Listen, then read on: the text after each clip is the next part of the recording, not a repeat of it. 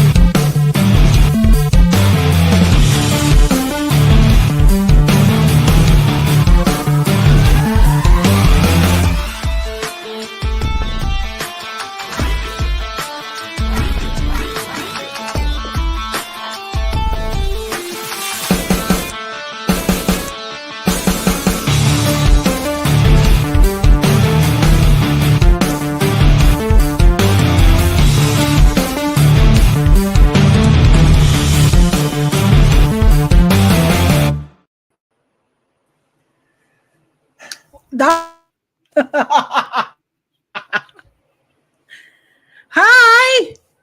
How's it going? Good. That was enough screaming. Hello, welcome to Honor Ramble.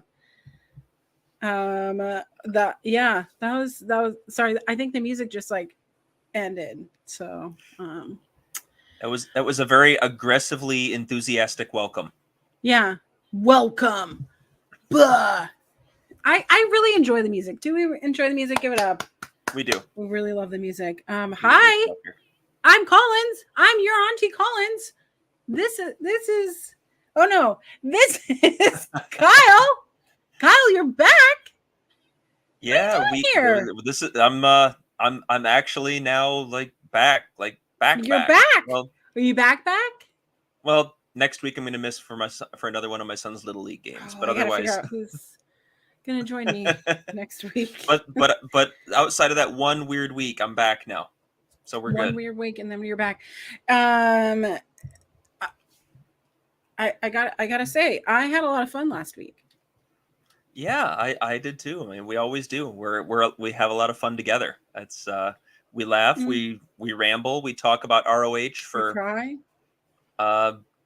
Yeah, we wonder where the pure title is. We have Bobby make milk carton. We have our producer Bobby make milk cartons for us. Did you see it on the thumbnail?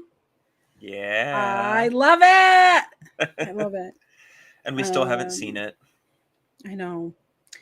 But welcome to Honor Ramble. As we've mentioned, this is where we ramble about honor, about Ring of Honor. It's a little on the nose, but yeah. Yeah. Today is just one of those days, man. How was your day? Tell me about your day. It's been a good day. It's been a good week. We're going into a long holiday weekend. It's Double or Nothing weekend. Oh, so I think I saw a commercial about that. or 6. But it's okay. We're in the process of hiring a new person on our team at my day job, and he's been tremendous.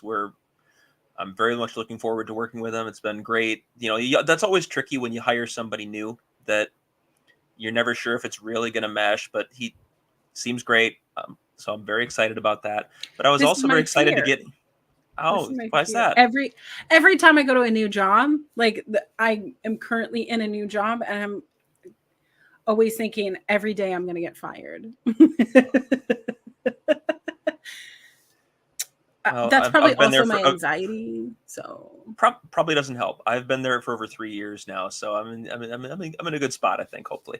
But I was also excited, in addition to all the fun stuff at work and the real job today. I was excited to be back here to watch Ring of Honor and to ramble with you for God knows how long. We'll probably maybe we break 2 hours again tonight of just talking about nonsense and laughing about ROH. Can I just say, so I had an hour and 25 okay. I live 14 miles from my job. Okay. Most of it's highway. I leave work at 6:30 in the morning. I arrive at 7:10. That's my morning commute. Mostly there's some congestion nearer to my house, but the moment I get on I-5, smooth sailing, right? Tell me why today. I left at 4:30, a little bit later than I usually do. Tell me why. Why did I not get home until after 6 p.m.? Jay Inslee, if you're hearing this, we need you to weigh in on this. And here's the thing, Governor Jay Inslee, if you are secretly a Ring of Honor fan and you're checking this out, you need to know this. Yeah, Jay Inslee. This is also unacceptable. While you're at it, fix the roads because they're a little potholed. Hey, I mean, our governor ran on specifically fix the damn roads. So, and she's on her second term. So, just saying. Amazing, because she knows the people that are electing her, and Jay Inslee is over here going, what's rent like? Like $1,000 now? Try 3, try 4. What are you doing? What are you doing, man? What are you doing? See, you came for Ring of Honor talk. You didn't really expect us dropping into state level politics, but here we are. I just want politicians that are for the people, by the people. That I don't care about. We can have some differences, whatever, but I don't know. Maybe the people who represent your neighborhoods should look like and act like the people in your neighborhoods. Just saying. I don't know. So we're 11 minutes in, and we've already just careened into non sequiturville. I love it. This is magnificent. I'm all for politicians not living a cushy life. It is a thankless job, and I do think that they deserve a living wage. But I would like to see how they could stretch $100 for 14 days. That's what I want to know.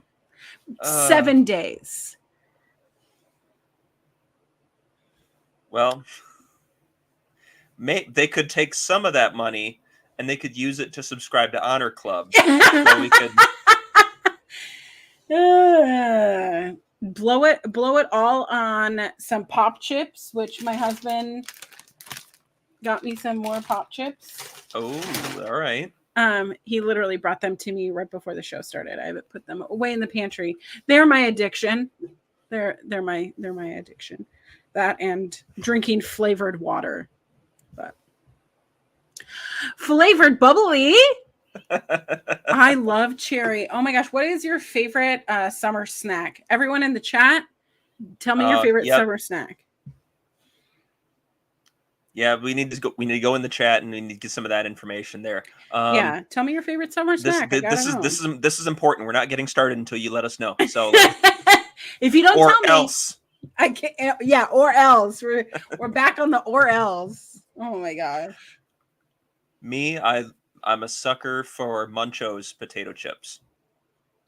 Munchos, like that's a brand. Yes. Do I need to Google Yes. this?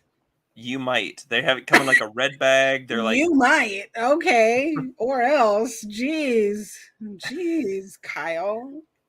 what? Okay, but what are these flavors? Tell me these flavors right now.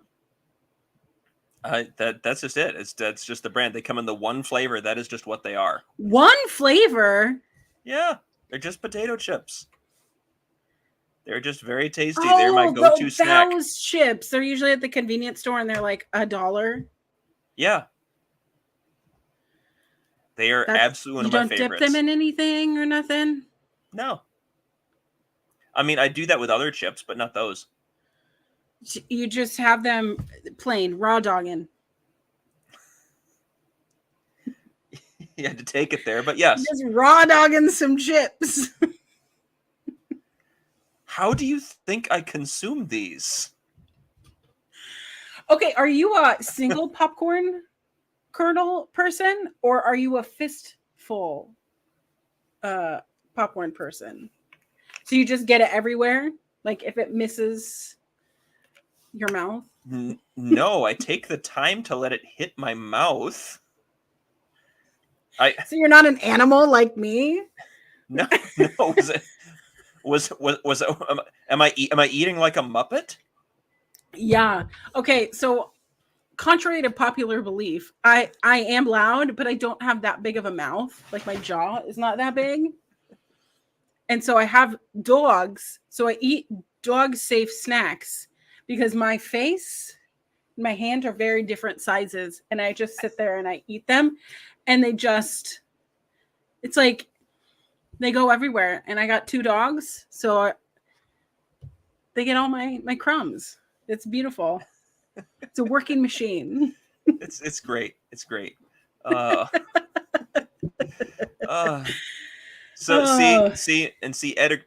agrees with me. Ed agrees. Munchos are fantastic.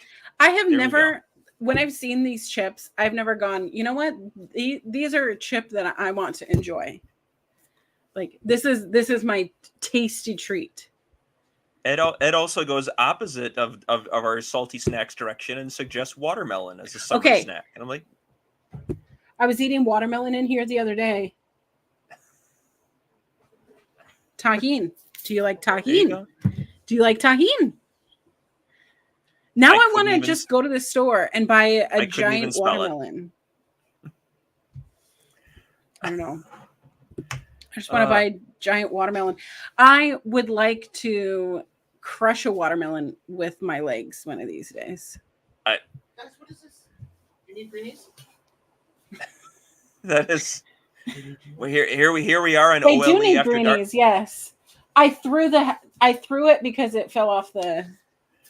Oh. We're on OLE after we're on OLE after dark again as Auntie Collins is crushing a watermelon between her legs.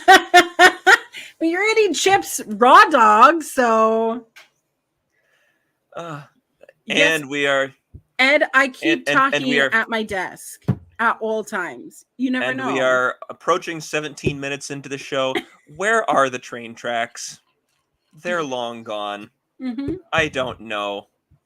This is what we do. This is what we do on Honor Ramble. We have fun. We laugh. We talk about whatever floats through our minds. And occasionally we'll eventually get to Ring of Honor. Listen, this was such a throwaway episode. So But we had champions. And there was only one proving ground match and no 4-corner survivals. Okay, but how many women's matches were there? Technically one, arguably I'd say 1/2. I'm trying to find the positivity where I can. Listen, I'm not here for the positivity. I was in traffic for an hour and some change. I need chaos. I need violence. Maybe I'll go rewatch. I'm so mad that they did that spot in Bakersfield and not in Everett. Let me tell you. You know what I'm talking about. What's that with? Yes.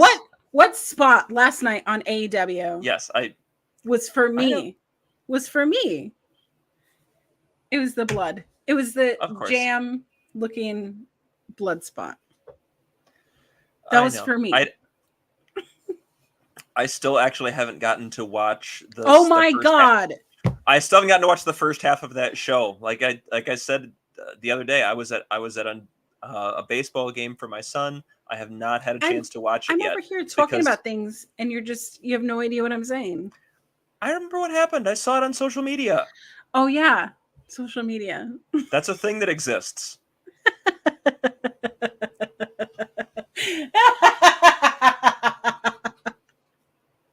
Well, welcome to Honor Ramble. We got a lot of rambling, and sometimes we have honor. So I don't know. See, you'd think that this means we got all the rambling out of the way. Oh no. No, that's not how it works here. If this is your first time, welcome. Sit down, pull up a chair, maybe get a snack, maybe get a drink or two. You're going to be here a while. Tell us your favorite summer snack. It's imperative. It's true. It's true. Any minute suggestion could send us spiraling into a 20-minute detour. I'm just glad you're back. I'm very glad you're back. Well, thank you. I'm very glad to be back. I very much missed you. Well, good. Because I tried to fill your shoes with some of the best around, and none of them are comparable to you. So they were magnificent, and I am incredibly thankful, and not least of which Astrid, who does a lot of wonderful things here on OLE. mm-hmm. Kimmy came in a couple of times. We love Kimmy here. We had Sam in from Power Bombshells. Ed popped in. Andre. Some wonderful people. But okay. What can I say? I'm one of a kind. What's on your shirt today? Best friends. Oh, it was one of the AEW crate exclusives from a few crates ago. I love that. I'm not wearing a wrestling shirt today. Well, I had a t-shirt on from the actual job, and I didn't want to wear that, so I just kind of quickly grabbed something. What do we got there? My shirt is murder. So this is a Paramore shirt. This is an online exclusive. It says, turns out I'm living in a horror film where I'm both the killer and the final girl. So who are you? It's a song by Paramore. I assumed. Yeah. Paramore's a little after my time, but I'm sort of familiar. Again, I'm very old. It's my favorite band. Last week we talked about the Monkees. I stopped listening to popular music sometime in the mid 2000s, and now I either wallow in the past or I listen to show tunes. So it's a deeply weird existence for me. Pamela Voorhees. Oh my goodness. That's so. One of my friends was talking about the difference between thriller horror and supernatural horror. And I like supernatural horror in my wrestling, right? You have so many supernatural, spooky things in wrestling. That's my favorite. In a movie? No. But I love that thriller. I love the serial killer murder. How do they get away with it? That's what I like, horror movies. But you give me Abaddon all day. You give me Sue Young all day. You give me House of Black all day. Give me the spooky shit. But I can't. You know? Unfortunately, we had exactly 0% of that in this episode. I know. But we did start with a cold open with my boys. Yes. We had JD Drake backstage to start things off. He's having to do things by himself. He's having to pull himself up by his boots. But wait. Anthony Henry is back. The man looks like $1,000,000. He is ready to go. He's back. It's time to punch in and knock out. What did you think of his hair? Loved it. I love it. I normally don't like full colored hair or whatever. I love it. I want to say it's new gear for them too. Yes. They look so shiny and new. Yes, they looked fantastic. And as we learned in the card rundown, after this brief promo, they will face Angelico, because now apparently he's going by Angelico again. I don't know. Just when I got adapted to it, all of a sudden now it's. I was working towards Angelico, and I was cool with it. But now Bobby Cruz is using it, and Ian Riccaboni is using it, and now it's Angelico again. Just like to fuck with us, right? Just right. I think so. Right in the skull. Yep. But that's okay, because we love being fucked with. Angelico.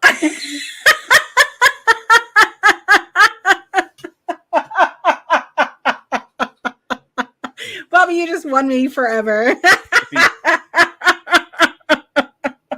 Well, no, wait. Now we go to, he switches his gear to red and black to match with the color scheme, and then Kyle Fletcher gets pissed because that's his thing, and then it turns into them feuding over the gear, and Angelico somehow like creating supernatural tricks to try to scare Kyle Fletcher into changing his gear, and the TV title gets long since forgotten in all of this nonsense.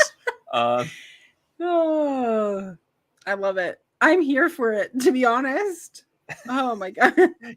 You might be the only one. Otherwise, I think this is a classic example of why I should never, ever, ever be given the book.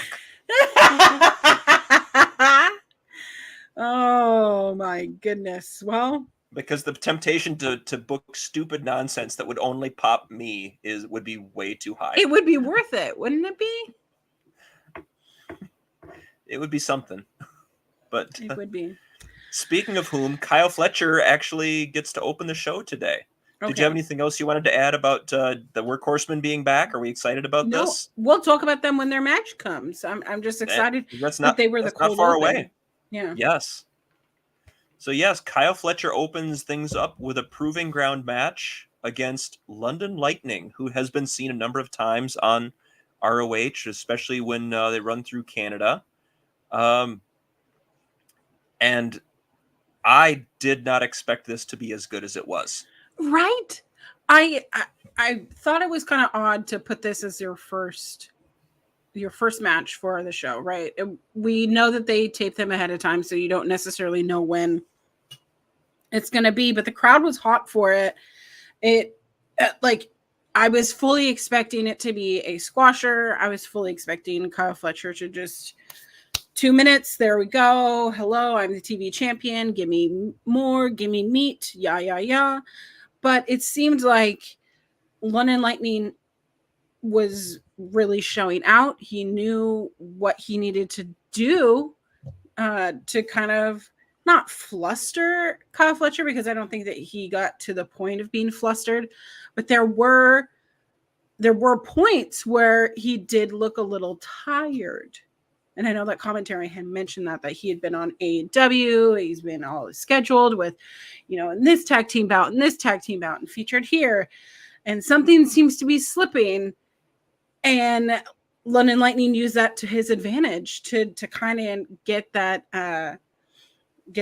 offense in. And by the end of this match, the crowd, we're getting to 7 minutes.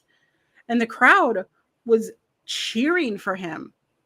They were all in on London Lightning, and this was a lot of fun. Despite I saw somebody say it on social media, and I have not been able to unsee it since. Comparing London Lightning to if RJ City hit the gym. Like, yep, can't unsee that now. But he got in that the Bret Hart Memorial elbow from the second turnbuckle on the inside there. Even prompting a quip from Caprice Coleman about how that elbow's got a lot of heart in it. I agree. Because I'm here for stupid wordplay, 100%. There was a lot of stupid, funny wordplay in this match, which kind of Yes. set the tone for the entire show. We hit the 8.5 minute mark thereabouts, and London Lightning gets to lock in the sharpshooter, the Scorpion Deathlock, which Ian pointed out was a great move. That can be a run out the clock kind of move. You know, even if at that point, if you get it sunk in deep, you almost don't care if Kyle Fletcher submits or not. You might be in a position to ride out the time limit in that. So that put the pressure back on Kyle to find a way to counter out of that and get through. And it's true. Hi, Chris. You're a gem. This is how to show proper respect to your auntie. But no, this was the crowd. The crowd really was buying in. They were all in. I was buying in that. Wait, are we going to get the time limit? Because I'm watching because I keep the clock on this. We're past 9 minutes now. But Fletcher was able to escape. Dropped him on his head in a brain buster. Hit the kneeling pile driver. I had the clock on this at 9:15. London Lightning was 45 seconds away from earning a ROH World TV title shot. I mean, it was exciting. And I feel like this is kind of the first exciting defense that Kyle Fletcher has had on Ring of Honor programming. Yeah, I'd have to go back and watch his matches with, say, Christopher Daniels and a couple others that he's had since he won the title. But yeah, for the most part, there hasn't been anything really high drama. We didn't expect this to be either. And it very much turned into that. I wonder if this is a sign that that they see something in him. They're going to be bringing him in more frequently. Because in general, I talked about this and when I threaded a little bit about the concept of the Proving Ground match on my Twitter this past week, where I talked about how the Proving Ground match came about in the Sinclair era in 2011, and in general, this was about the Proving Ground was more about taking somebody who's clearly a worthy title contender, but isn't quite towards the top of the list. And that is not, for the most part, what it's been used for in this version of Ring of Honor. The first couple of who's our pure champion? Sad. That's just sad.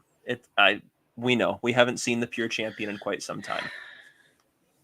You're opening my heart, my little wound in my heart that is left by the Pure Championship, my favorite Ring of Honor title. And you just saw that little stitch, right? We did a little whip stitch in our off time, and then you just ripped it open, and now I'm bleeding everywhere. How do you feel now?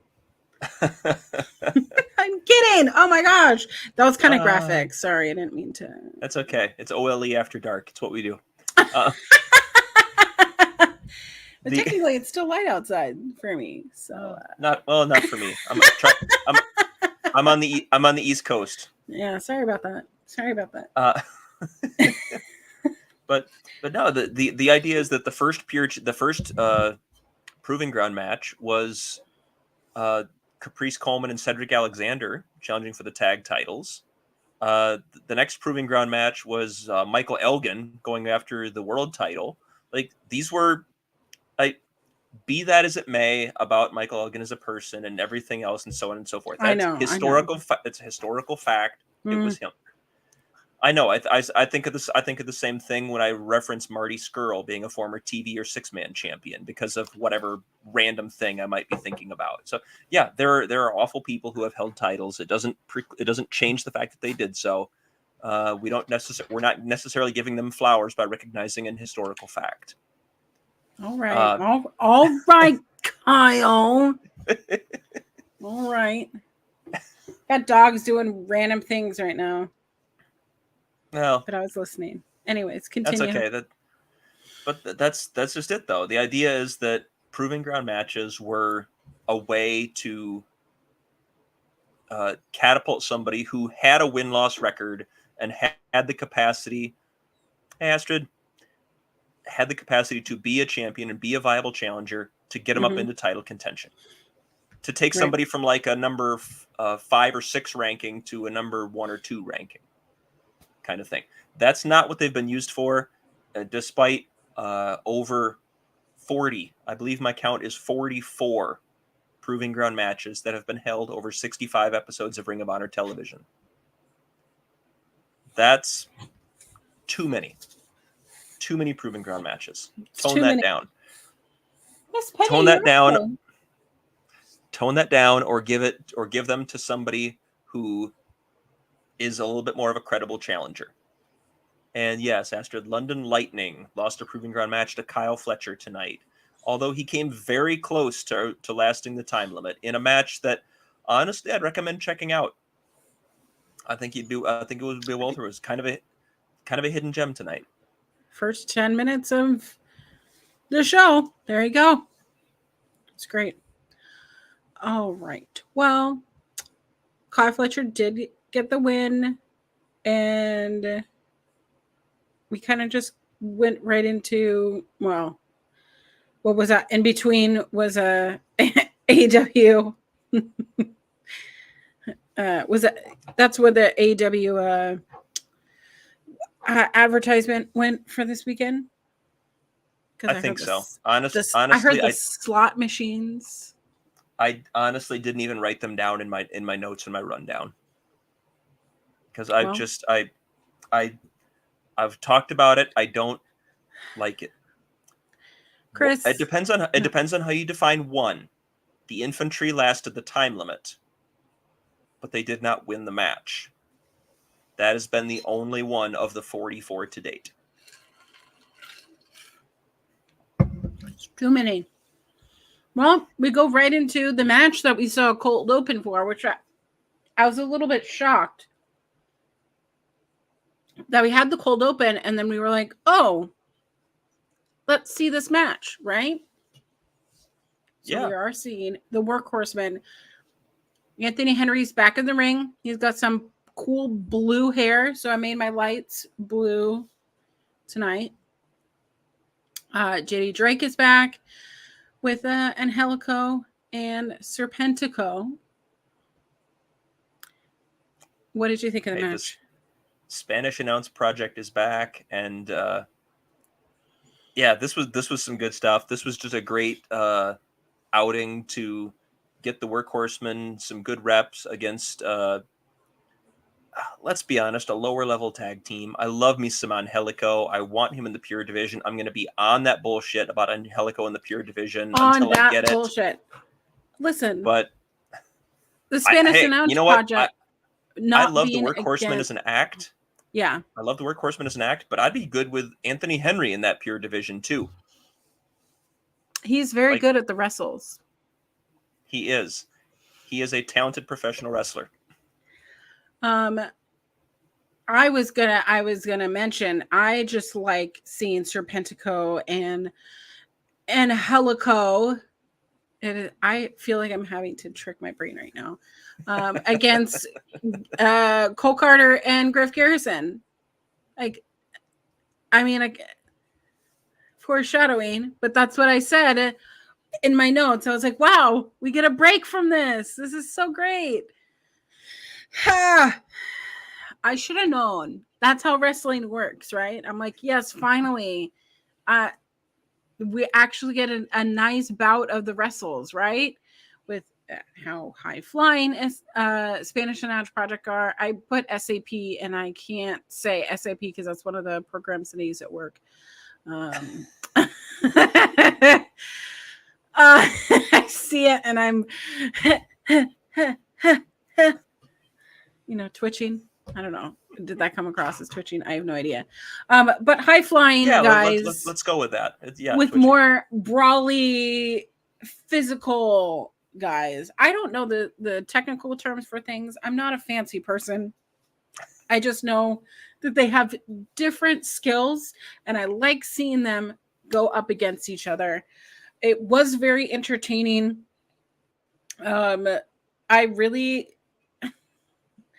I love how the crowd is just like so hot and cold with Serpentico. Yes.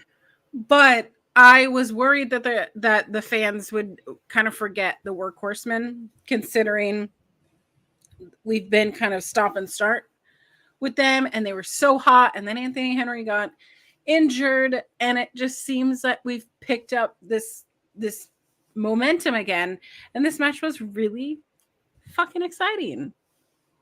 Yeah, it was fun. I had a couple of fun notes here. I don't take notes for moves super often. If there's something that does stand out to me, I'll write it down. A lot of what I write down in my notes is story based or story driven, which is very weird to me because I'm not the like story must trump everything kind of person in wrestling. But yeah, I guess it's partially because I figured that you do that as well, so we kind of complete each other. It's nice like that. So I had JD Drake deciding to do the Angelico's little string pull hip thrust there, and then just absolutely dropping Serpentico with a decimating chop, him to the point where Anthony Henry runs over to check on him and make sure his heart is still beating. JD Drake just caved his chest in. Yeah, let's make sure that we didn't witness a murder. That is like that. Like that is the kind of violence that Auntie appreciates. Yeah, that's why this match was for me. This is Auntie match. This is my match. There was a hot tag with Angelico. I did love. Sorry, I think that we're out of sync here. Great with those. I'm sorry. I'm sorry, Kyle. I keep talking over you, and I feel bad. I just get so excited. But there was a hot tag, and I did mention this. I'm not going to rant. This is not ranting time. This was happiness time. But Angelico got a hot tag and just absolutely cleared the ring of the workhorsemen towards the end of the match. And it was so, this side gets some offense in, this side gets some defense in, this side gets some defense in, this side gets some offense in. So seeing that sense of urgency with Angelico was really, really fun. There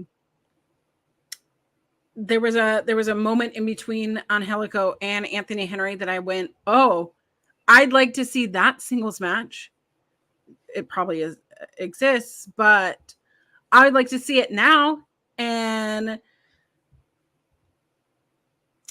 then we see the little twerps, and I was thoroughly annoyed. Well, that hot tag was because Angelico is good at the wrestles.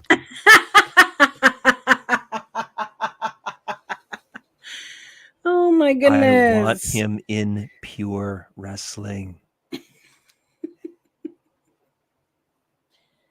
Listen to your Uncle Kyle right now. If you check out my Twitter feed, it is there. I went out and just on a whim said, okay, here's an 8-man tournament for the Pure Championship. And I just dropped 8 names and laid it all out. And like, yes, do that. Announce that. Finals at Death Before Dishonor. I'll give you the 8. It's Lee Moriarty, Katsuyori Shibata, Jay Lethal, Angelico, Anthony Henry, Rhett Titus, Hot Sauce Tracy Williams, and oh gosh, who was the 8th? Now I can't remember.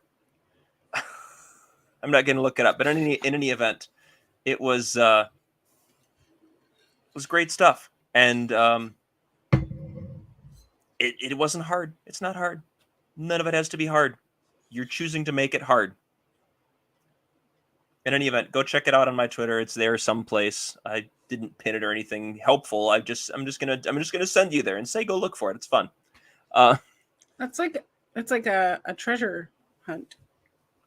Give me a follow while you're there, just because. Or else your auntie's coming for you. Yeah. Don't look at my nails, by the way. I don't know what happened.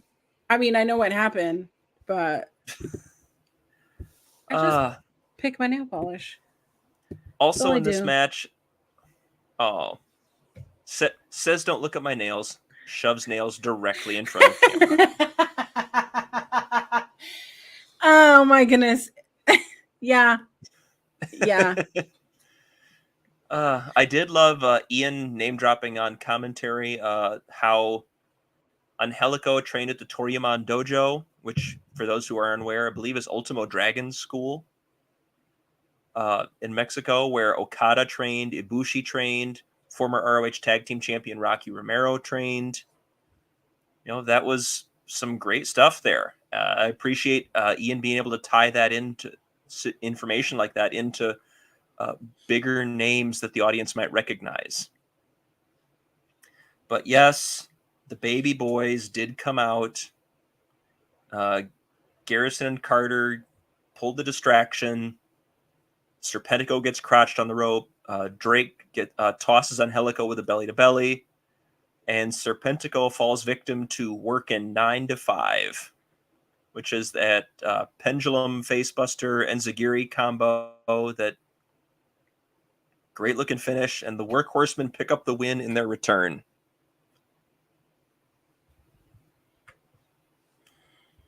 Well, I just am sick of these little twerps. Like they're not even like punks, They're not even like good heels. Like I'm just annoyed. Post like match, stomach ulcer. Post match, they go on the attack again. They try to take out Serpentico with a chair again, but Angelico pulls Carter out of the ring. Serpentico hits a super kick on Garrison, and the Spanish Announce Project stands tall because we apparently do get to be happy for at least a little while, despite the fact that this feud is still continuing. I do have to say, Serpentico is very nice in real life. Don't tell Nyla.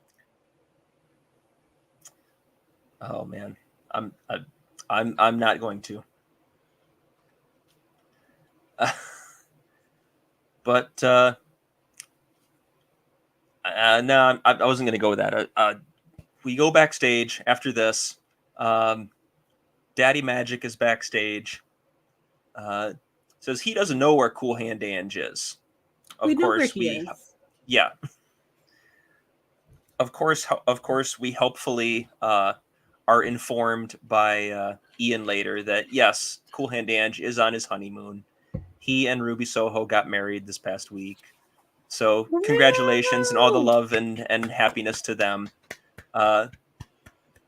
Short version of the interview is Daddy Magic recognizes if he beats Mike Bennett tonight, that he and Ange will be in line for a title shot. And historically, yes, that is how it's worked in Ring of Honor.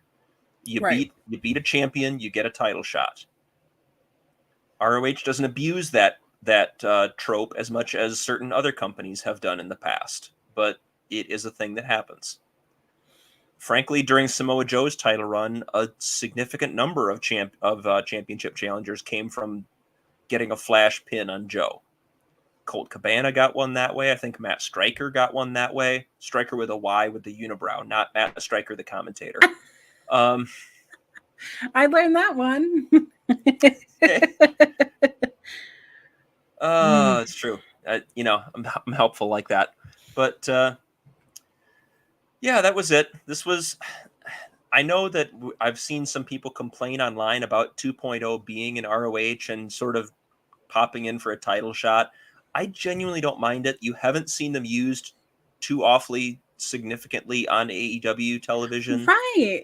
I'm good with this. I'm good with this. I don't think this is the feud that lasts all the way to Death Before Dishonor. Right. And I'm A-okay with this being a placeholder feud because I still think the infantry is the right move there.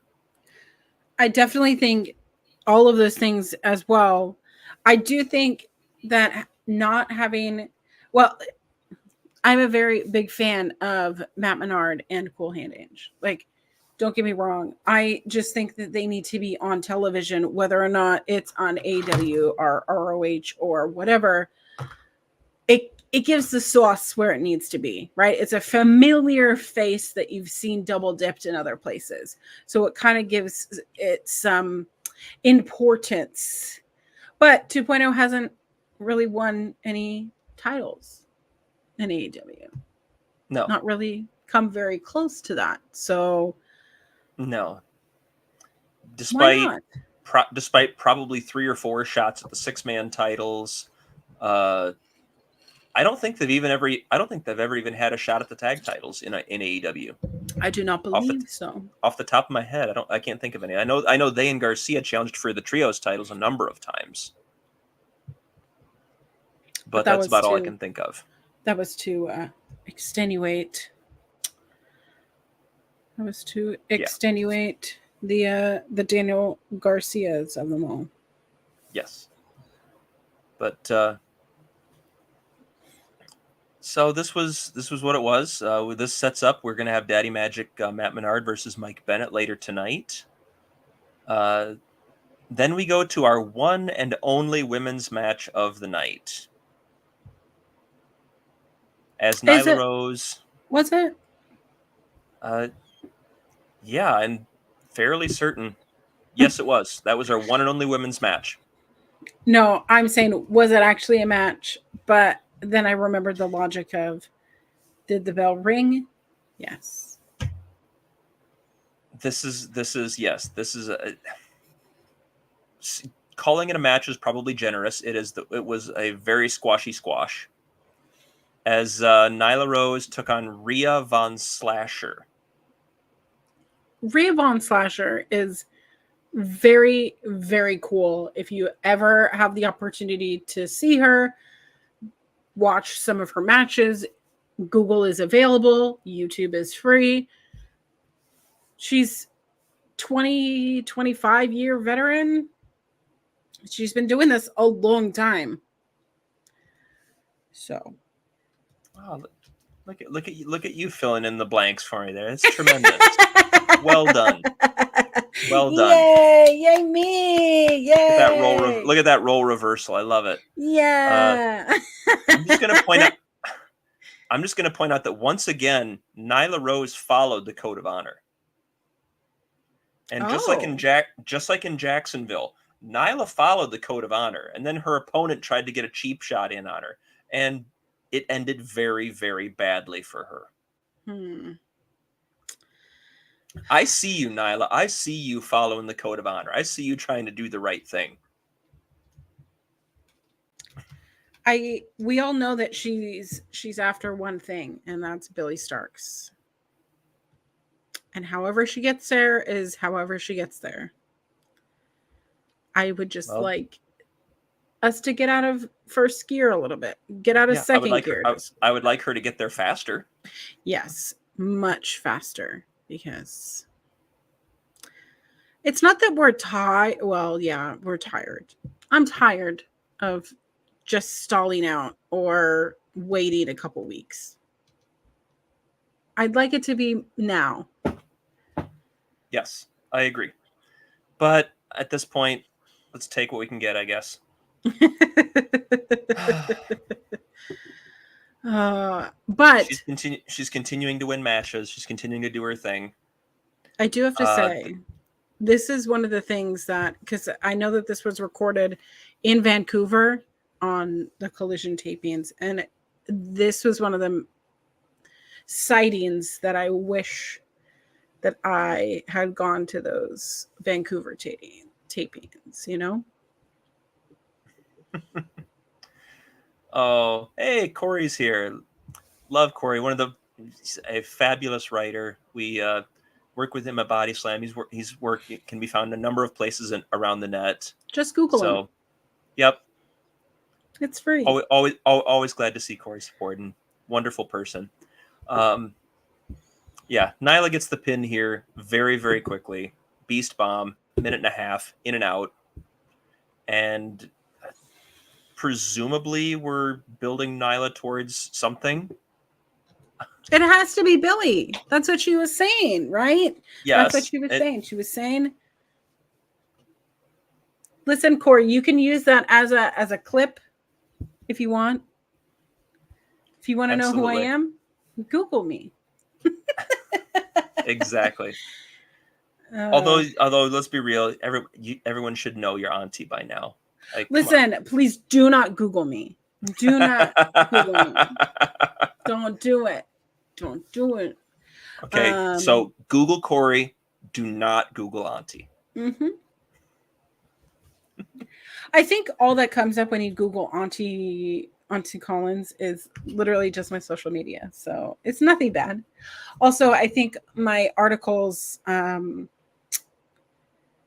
never mind. I think me just complaining on the internet sometimes gets like retweeted or like put in like the websites that I don't like, the ones that I personally don't support or follow the ideologies of their owners, but they just take anything and they run with it. So that's what I'll say about that. But this was a match, and it was Nyla being positioned. We gotta speed it up, but we did go from here into a vignette, which seems to be the Ring of Honor song and dance right now of Marina Shafir, someone that hasn't regularly been on Ring of Honor television. She's the current Defy Women's Champion. Yeah, where is Defy based out of? Defy is based out of Seattle. Yeah. What's funny is that there's an apartment complex that I really would love to live at. That's right around the corner from Washington Hall. So, ooh. However, I do think it's funny because if you get some of the apartments face I-5, because it's right when you come off I-5. I don't necessarily would want my luxury high-rise apartment to look at I-5. I would like it to look out to the Puget Sound and the ferries and Alki Beach and all the pretty things that you get to see in the Pacific Northwest, not necessarily road. But now I'm trying to remember. Is their top men's title still on Kenta, or has he dropped it? It is. Okay. It's still on Kenta. I try to keep up, but there is a lot out there to keep up with. I can't always do it. Yeah, it's a little bit nuts though. So yeah, check out Defy too, because they are wonderful. Mm-hmm. I always try to go to shows, but they sell out in like 5 minutes, and their tickets usually go on sale at like 9 a.m. and that's usually when I have like a day job. The audacity. I know. All these people who don't have jobs at 9 a.m. Because I can't necessarily in a meeting be like, oh, excuse me, hold on. And then I pick a seat and then it's gone. And then all of that. It's limited seating. And I don't I don't do general admission anymore.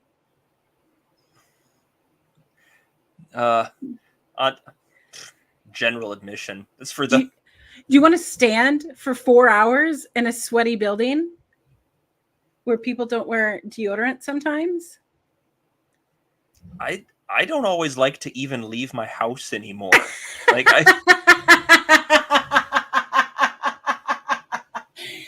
so real for that. But here we are anyway. I know. Hey, I'm just getting back off doing the show, so I'm very much enjoying just being home for a while right now. So, I mean, here's the thing. I think that these episodes are taking rambling to 100th degree, but I feel like I am catching up with my dear friend Kyle. So, thank you for doing this on a live stream with me. So, yeah, good times. But we did have this video package from Marina Shafir. I liked this. She talks about how her father taught her problems are resilient, moldable, and relentless. Relate. And he taught her to become her own problem. And she says, and now I'm going to teach you. But it turns out, it sounds like she's actually telling this to her son. Because her son Troy was there. And so now we're going to have walk out of the babies gym of together. honor. Babies of honor. It's just babies fighting. Jim Henson honor babies. Honor babies. Honor babies. Honor babies.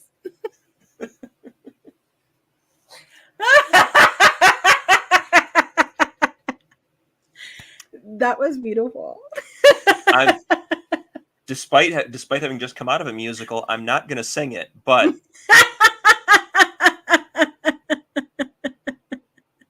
honor babies, they're shaking hands with you.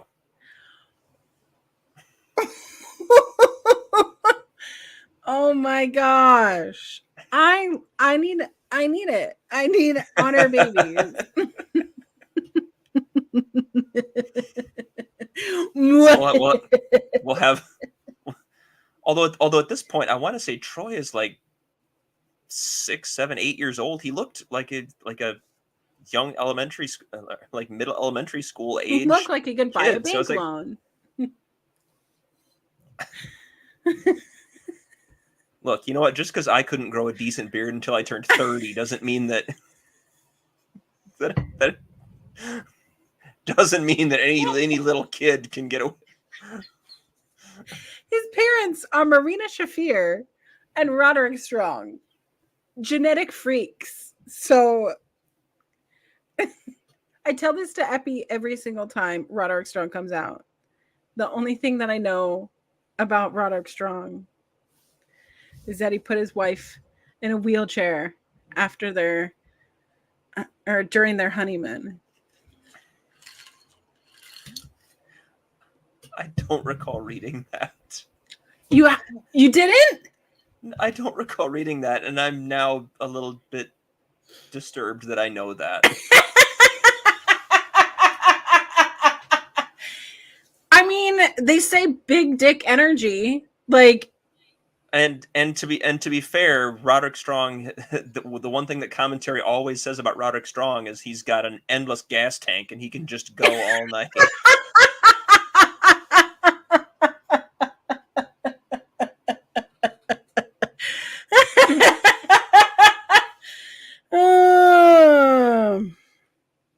This is the best episode ever. Oh my god. So in any event, it appears as though, oh my goodness. So it appears as though we're getting Marina Shafir coming back to Ring of Honor, and I'm very intrigued by this. We already have an absolutely stacked women's division. Oh no. Astrid says we need to send it to the ROH group chat. No context.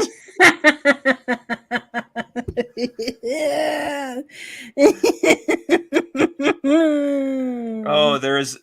For those unaware, there is a group chat with several of us who are ROHLs or who cover ROH for a variety of sites, and that. Okay, sure.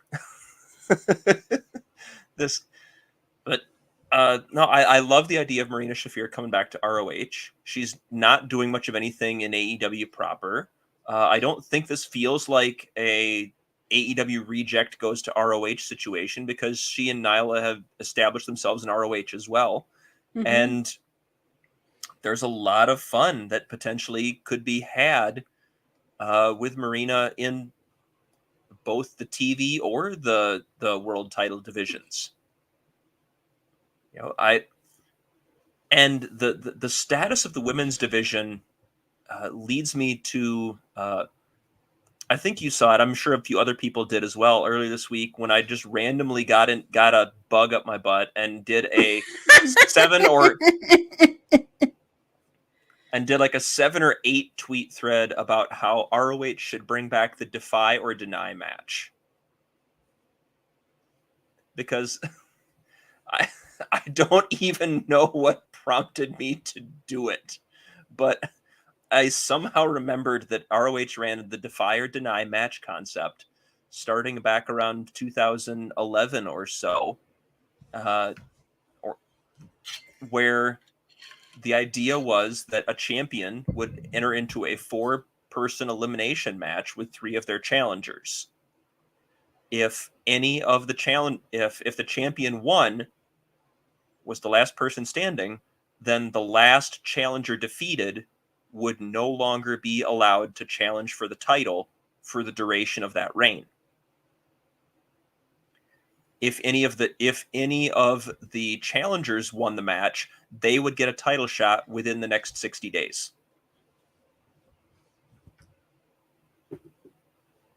And it was a fun concept. It added stakes to a situation, and it was a way to sort of cull out a thick division, because this was shortly after the HD Net era. It was right around the time of Sinclair getting started, and the first one was Roderick Strong, El Generico, Homicide, and I want to say Eddie Edwards, but I could be off on that. I have to remember now. I don't have it called up in front of me because it would make my computer run like a fraction slower, and I'd probably start lagging all to hell. You can't risk it for the biscuit this time, Kyle. No, I'm knocking on my wood. I'm knocking on wood on the little table that I've got on this over here because I'm trying to make sure that I'm not jinxing anything. But yeah, the principle was that Roderick won the match. He was the defending world champion going in, and well, not defending because it wasn't a title match, but Roderick was the champion going in. He beat El Generico last, and so Generico was now no longer allowed to challenge for the title for the duration of Roderick Strong's run. The good thing that worked out for Generico there was that Roderick Strong lost the title literally the next night. So the stipulation didn't have much teeth for everyone's favorite generic luchador there. But to me, like this seems like an opportunity with the women's division being in the state that it's in, that you could run something like this, right, and build up to this concept. And I'm not gonna drop names for it because you could put almost any 3 names of challengers into it for either Billy in the TV title or for Athena in the world title. And, maybe that's how you do it, because there's talk of Athena there's talk of Nyla going after Athena. There's talk of Nyla going after Billy. Maybe you do that and you enter Nyla into the situation and have her lose the right to challenge Athena, even though. So that's why you make it. Yeah, I don't know. There's just a number of ways you can do it. There's a lot of fun you can have with it, and it's a callback to classic ROH. We love a callback, though. We do. I assume that's why they're doing these proving ground matches, even though I feel like somebody read the instructions upside down and backwards. Yeah, the proving ground match as a concept is only about 13 years old, give or take. So it dates back to the beginning of the Sinclair era. And it is fun that Caprice Coleman was part of the first ever proving ground match. That's really cute and adorable, and I love it. So we go into speaking of classic ROH, we have some in this next match.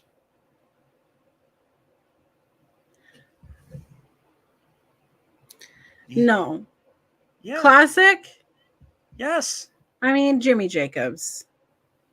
5-time Ring of Honor Tag Team Champion and one of a scant few to have held tag team titles with 3 different partners. That is an accomplishment. Who were his partners? I was gonna ask if you knew them. I was gonna put Auntie on the spot. You put me on the spot. Why would you ask me that? Just are you Googling it right No, now? I'm not Googling right now. Why would I be Googling? The first. I'm not reading through my eyes. Through my eyes? I don't know what I'm saying. I can't think of anything right now. I can't think of any wrestlers' names right now. The first is BJ Whitmer, which he and BJ teamed under the management of Lacey, and that turned into that whole classic feud. Later on, Jimmy would win the tag titles with Tyler Black as part of the Age of the Fall. Oh, that's cute. And in his third run, Jimmy would team with Steve Corino as part of the Scum faction, and they would win the ROH tag team titles. Oh, that's quite a lineage. So what I know of Jimmy Jacobs is the zombie princess gimmick, because I thought he was just so baby girl, just so cute. And that's what I know about Jimmy Jacobs. I don't know much. And for someone that loves Ring of Honor, why does he escape my brain so much? I don't know. It's not like he's unattractive. It's not like he can't wrestle. But I know that he was in the Battle Royal for the first All In. There you go. Yeah, that is true. See, Jimmy, I do know something. Jimmy first showed up on ROH tours through the Midwest, partially as a result of his feud with Alex Shelley, which was a big deal in the Michigan Independents and the Midwest Independents. He and Alex Shelley actually had an excellent I Quit match on Joe versus Punk 2 in Chicago Ridge, which was a great show. This was back during the point where Jimmy wore the furry boots and dressed up like Bruiser Brody, complete with doing the Huss just like Brody did. Yeah. And he got a little bit more serious when he started teaming with BJ Whitmer under the direction of Lacey. This was probably around 2005 or thereabouts. They eventually won the vacated Ring of Honor World Tag Team titles in a tournament final. I want to say they beat Samoa Joe and Jay Lethal in the tournament final in something of an upset to claim the titles. But that turned into a whole feud where Jimmy eventually became absolutely infatuated with Lacey. I wrote a whole long piece about this for Wrestle In. You can find that in the pinned tweet at the top of my Twitter feed. I'm particularly proud of that one. I really enjoyed it. It's a bit of a long read, but hey, this is me. You should not be shocked by this. Eventually, this turned into an absolute blood feud between Jacobs and Whitmer, culminating in an absolutely brutal, bloody horror show of a steel cage match at Supercard of Honor 2 in 2007.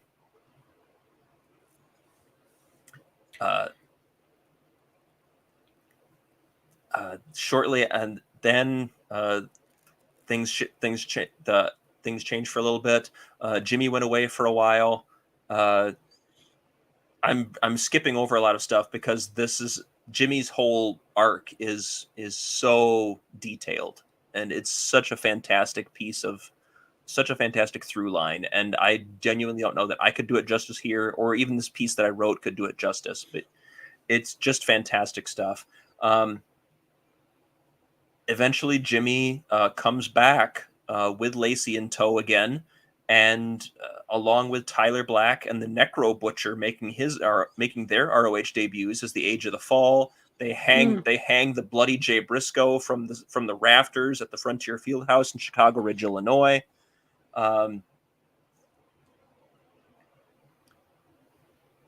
Look at you getting some wonderful love. Thank you, Corey. That means a lot. Short version is Jimmy Jacobs has been a thing in ROH for a long, long time. The Age of the Fall ran its course. They broke up. Jimmy tried to redeem himself. He tried to sort of go straight and go clean. It didn't last. He was paired up with Kevin Steen and Steve Corino during that whole sequence. After that story finished up, he wound up joining up with in a faction called the Decade with Roderick Strong and BJ Whitmer, whose entire premise was, we have been here for literally a decade, and all these guys have gone on to greener pastures. All these guys have gone on to TNA. All these guys have gone on to WWE. We haven't. We're still here. We've been here the whole time, and you don't appreciate us. That group recruited a young ROH rookie as what they called their young boy, who basically carried their bucket, carried their towels, took abuse from them, carried their bags, so on and so forth. A young man from Aarons Creek, Virginia, named Adam Page. Who's Adam Page? Anxious? Well played. Millennial? Cowboy? That would be the one. That was Adam Page. He was just sort of a young rookie in John Deere colors and a trucker hat, and he became the Decade's young boy. Eventually broke out of that role, feuded with BJ Whitmer. So, like, Jimmy Jacobs has touched a whole lot of stuff in his run through ROH through the years, and he's never a guy that gets mentioned as somebody who did as much as he did. And so I love seeing him back on TV. I love seeing him in a good position. I love seeing him, happy. But this did not end well for Jimmy Jacobs. all that to talk about. He lost to Satnam Singh in 46 seconds via a choke slam.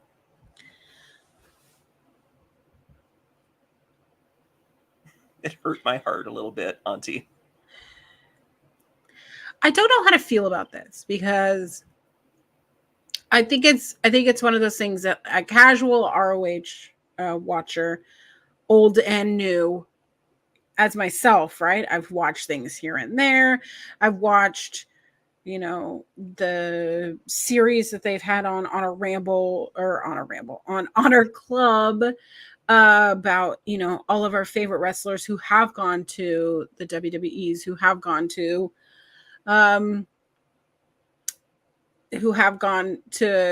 greener pastures. And that would be so hard to watch everyone get the things that you've been wanting, what you've been working for. And I don't know if Jimmy Jacobs was the correct response to that. I know that he's doing backstage stuff with AEW, correct? Right now? Yes. So for the most part, like, this really kind of wasn't a return, so to speak, for Jimmy Jacobs. It was just kind of a get in there, old champ. Get in there and make Satnam look good. I mean, we saw him last night versus Danielson, and I don't know, last night's match kind of reminded me of because yesterday was Bryan Danielson's birthday, and I felt like that was Tony's way of being like, who do you want to face on your birthday for your birthday present? And it was the main event, which is so strange to put Satnam in the main event, because I don't think he'll ever be a main eventer again.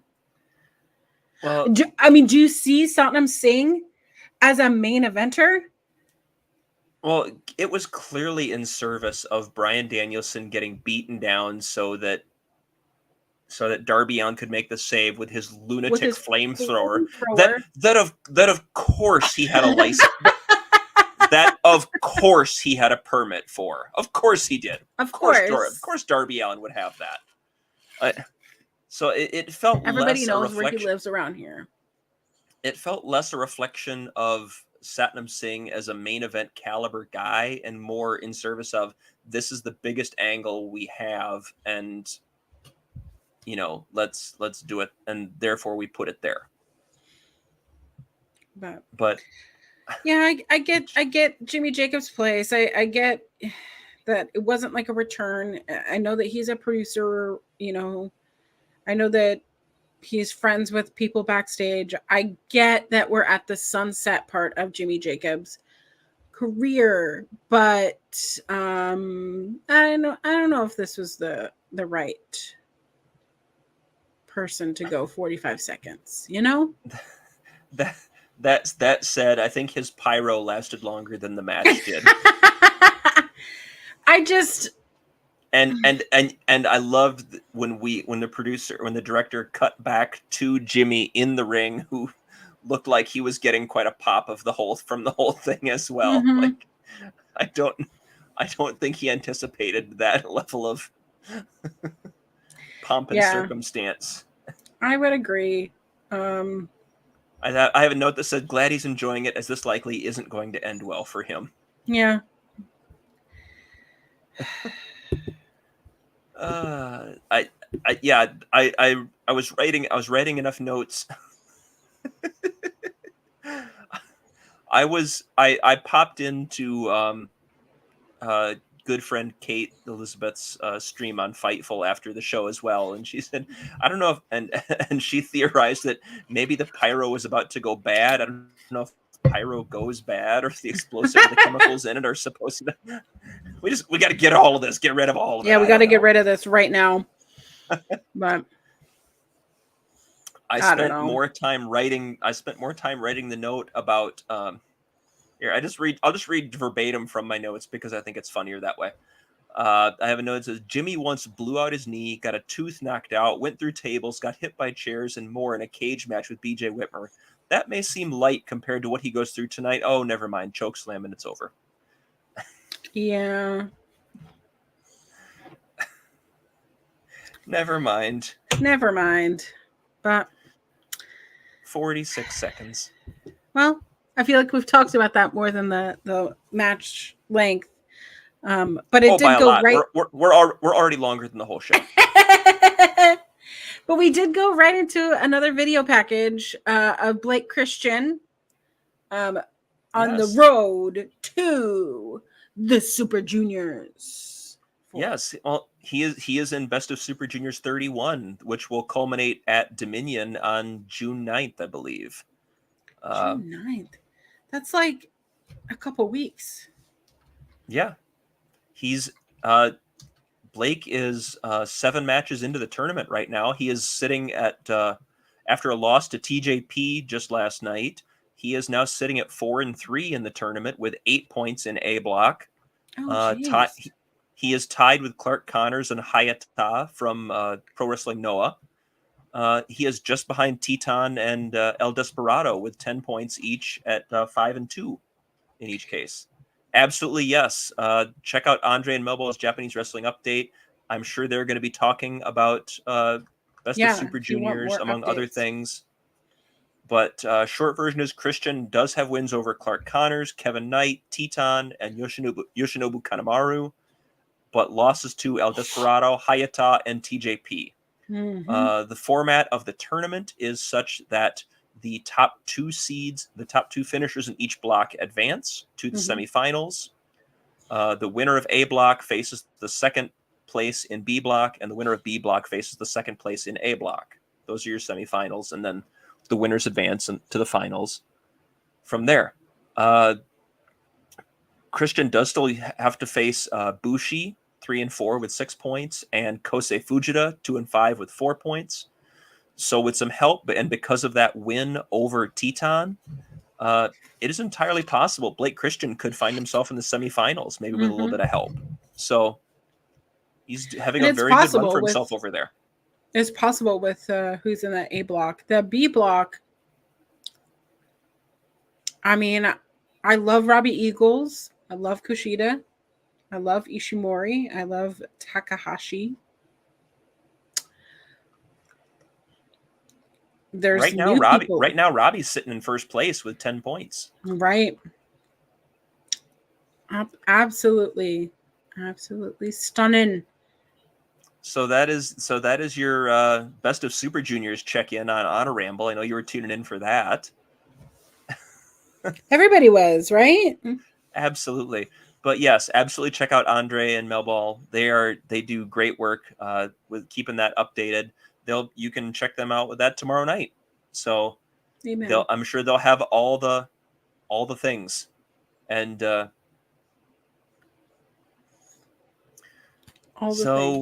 We'll have Blake Christian back. We'll have Blake Christian back in about a month or so, give or take. Okay.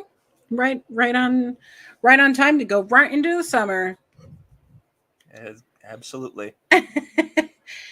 Well,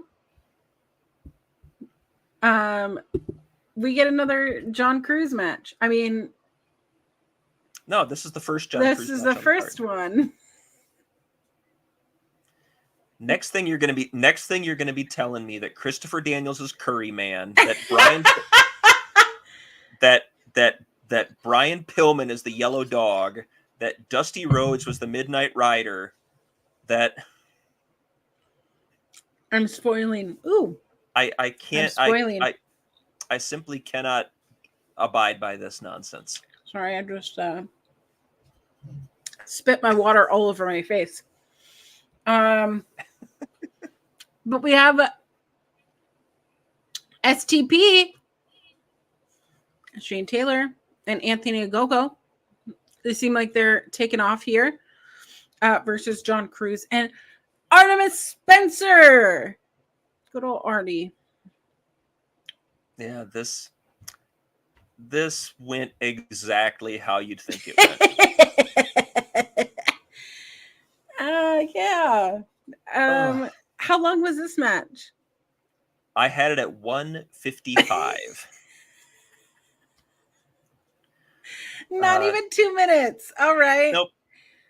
Good old Artie starts out with Anthony Ogogo. That doesn't go super well for him. No. He tags in John Cruz, who makes the mortal error of deciding that he wants Shane Taylor. Yeah. I mean, out of the two of them, who would you fight? Who would you, if you had to fight, Shane Taylor or Anthony Ogogo? Out of the two of them, I would submit during the handshake.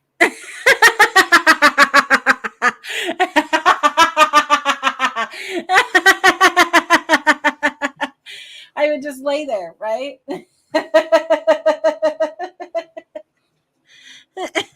Good old Jeff Jarrett special.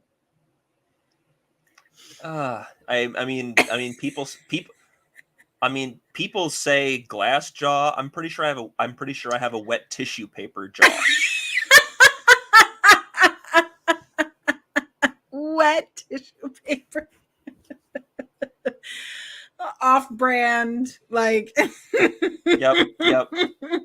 Paper mache only. Oh my gosh. But yeah, Shane Taylor beat the absolute bloody piss out of John Cruz. Yep. Which couldn't happen to a better guy. Taylor decked Cruz, getting our weekly oh my god out of I love it. Coleman. I love it because I've incorporated it now into my vernacular of going, oh my god. You know? It's good. I love it. I keep it. I also love him going for the cover on Cruz after just drilling him with that punch, and just looking so deeply insulted that Yeah. Cruz had the audacity to kick out. Kick And out, right? then I it can't was believe it. Then it was Marcus Garvey driver. Ogogo just drills Artemis Spencer, who tries to break it up, and yeah, that. It looks like we're kind of positioning them in the tag division, which I'm Yeah. not sure I love, honestly. I want Shane Taylor in the main event. I Full want stop. Shane Taylor in the main event. I like Shane Taylor bringing along Anthony Ogogo and Lee Moriarty, just kind Yes. of bringing them all together. Like But yeah, I want Shane Taylor with the main title belt. I want him versus, everybody. Not to say that Mark Briscoe doesn't deserve. And we did have a beautiful backstage, moment for him where he was signing things and he was just so giddy and so happy. This is right after this match, actually, it was when that fell. Oh, yes. Thank you. But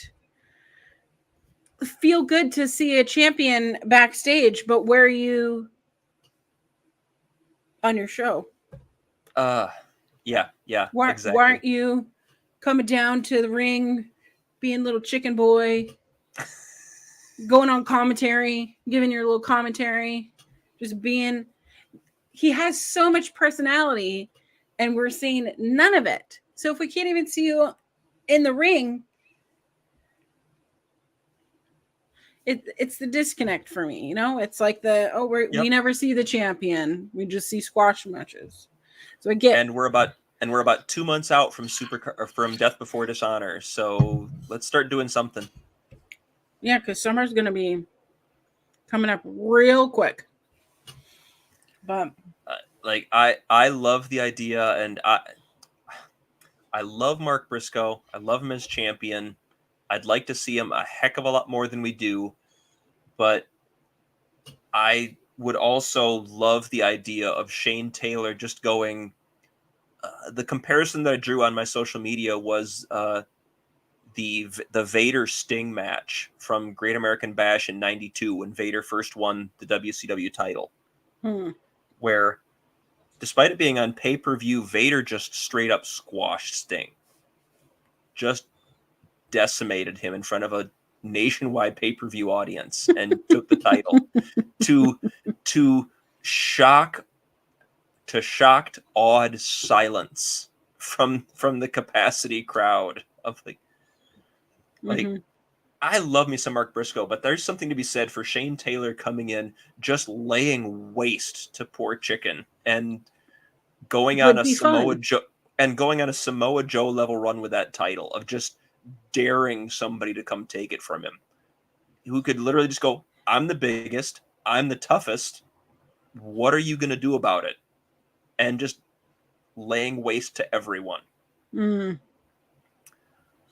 Meanwhile, Lee Moriarty can go win the Pure title, which I swear to God is going to exist. Where is it?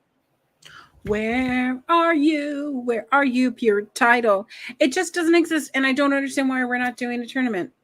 You talked about it on Twitter, which everybody should go follow you on Twitter, because it's probably a lot more fun than following me on Twitter.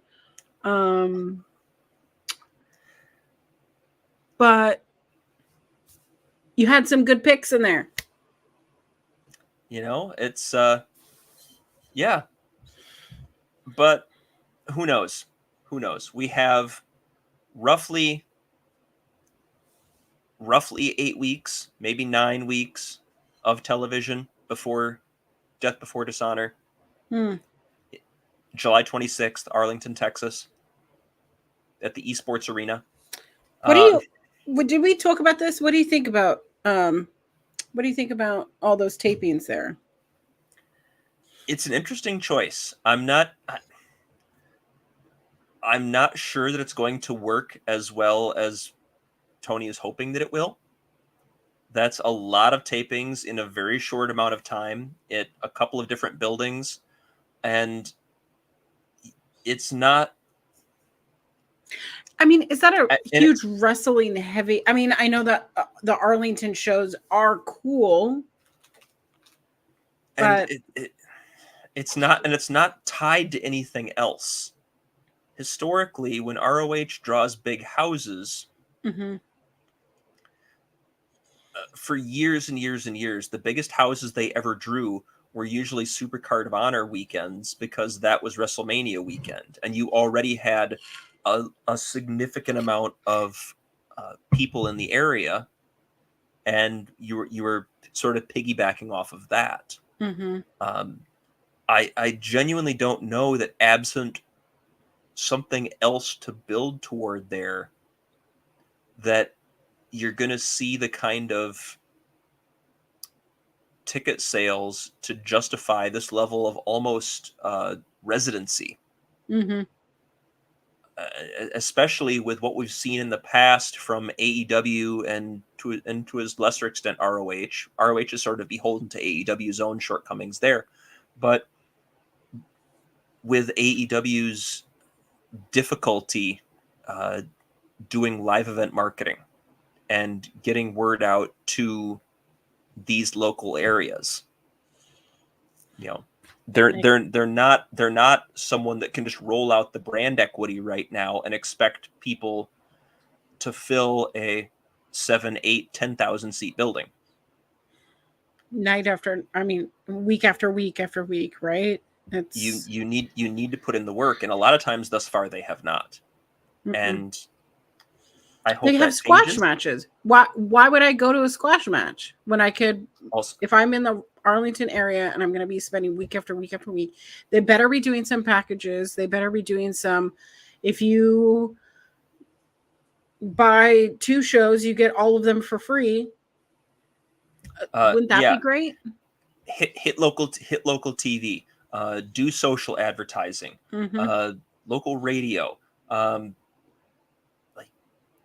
like put in the engagement, put in the effort, and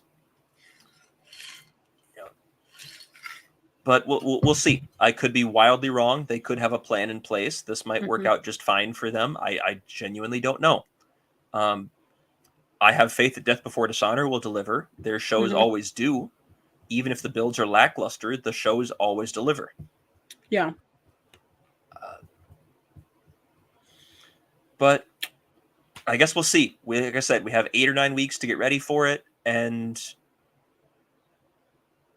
we'll see what happens. We'll see. Well, with that, we go right into our main event. No, we still have a whole match. Oh my God. I'm so tired of this show. I didn't even like the main event. I feel like in our chat, I was like, no, I read it on Twitter. I was like, what is this? But anyways, we have a match that actually is storyline, so that's fine. We do come back to this Mike Bennett and Matt Menard match. Matt Menard does have taped ribs that were playing up from the ambush from before. The Canadian crowd loves him. And yeah, this did not have. I'm sorry. I love Matt Menard. I love Mike Bennett. I've seen Mike Bennett have great matches with guys that you never would have expected. I think Mike Bennett is criminally underrated.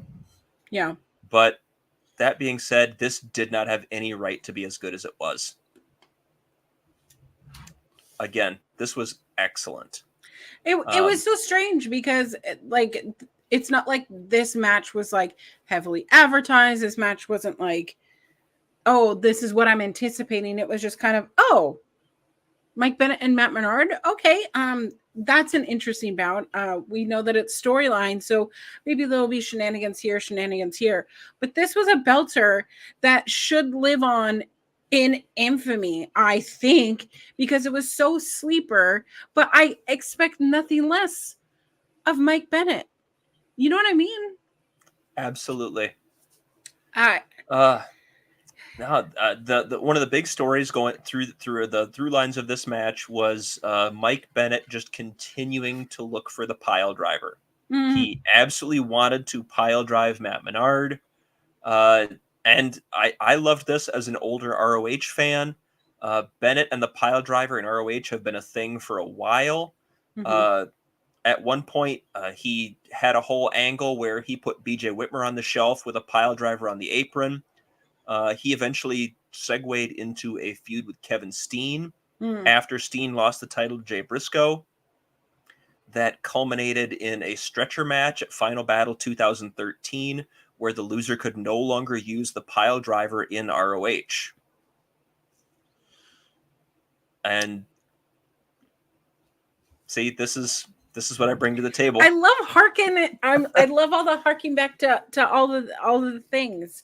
But this match, I love that, trying the pile driver, and the pile driver isn't just something that you slip into, right? It's not like a DDT that you're like, oh, one quick, one misstep and bam, you're, DDT. You have to set up the pile driver. And the fact that there was a point where I think I counted like 5 times that Mike Bennett was trying to set up this pile driver. Yeah. And Matt Menard just kept countering. I was like, what the fuck is going on? And Matt Taven getting involved haphazardly, being, trying to draw Matt Menard outside of the ring so that they can, 2-time him, because clearly what Mike Bennett is doing is not working. Yeah. And he kept trying the pile driver again. Matt Menard kept countering, even with these hurt ribs, right? We all know it's kayfabe, whatever, but we know what's going on, right? Yeah, and it's really good. Yeah, there was a great bit that sort of paid off Taven being there. They lured him out to the floor. They tried to do the pile driver on the rampway. Menard backdropped out of it again. And Taven, while helping Bennett recover, says, go for the DVD. And says, go for the Death Valley driver instead. Like, oh, that's okay. What that means. Yeah.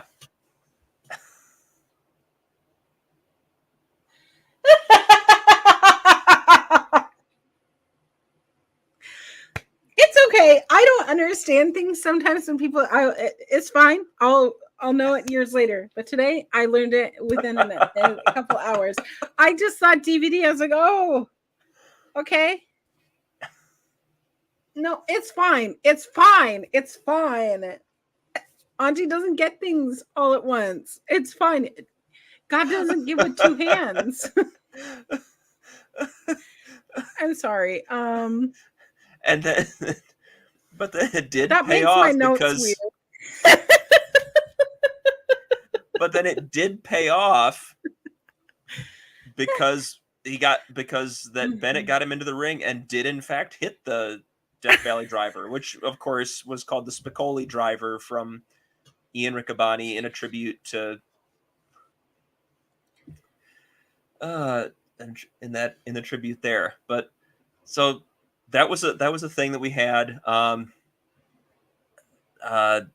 We had Matt Menard get the Boston Crab sunk in on Mike Bennett, which was a great tribute to Rick Martel, who Ed!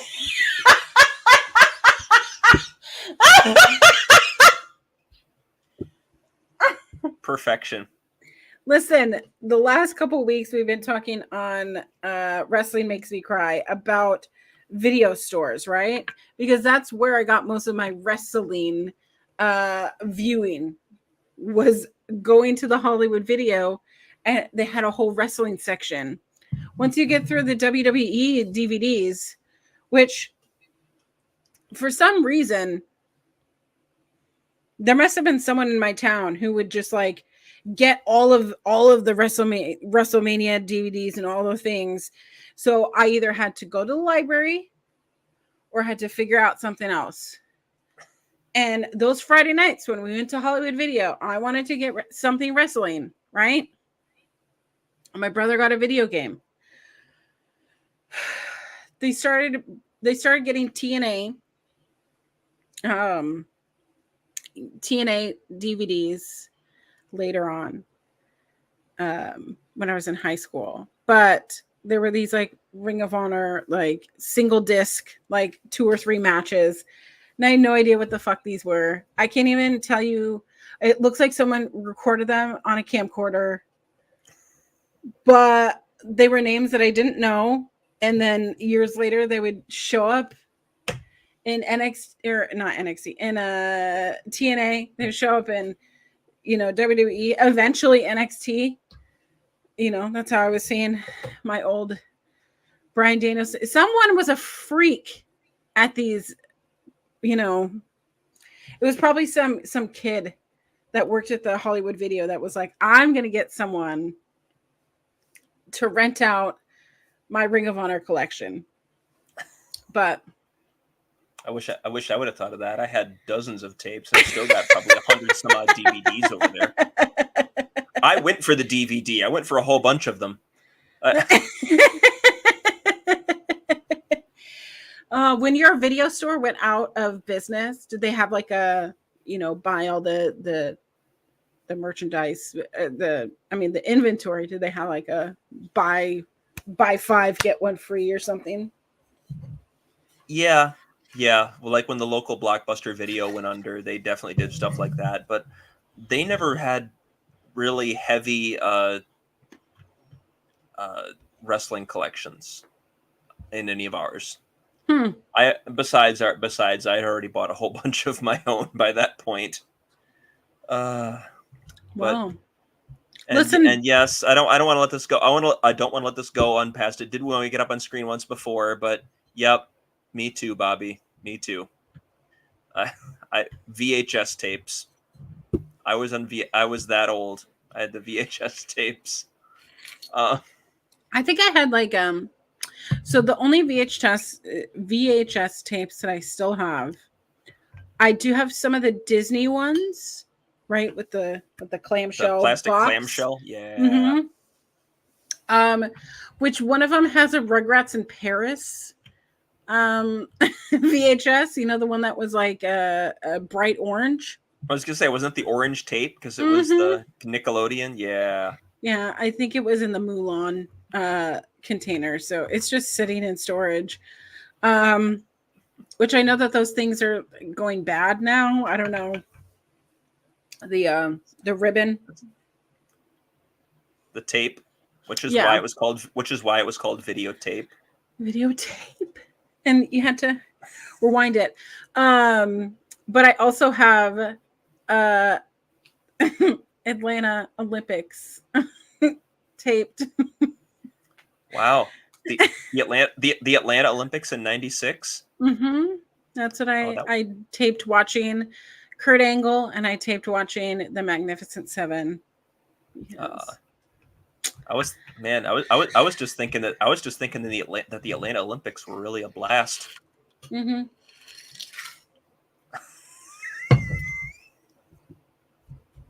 people get hurt?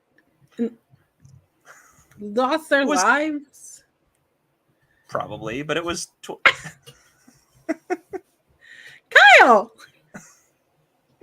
Kyle!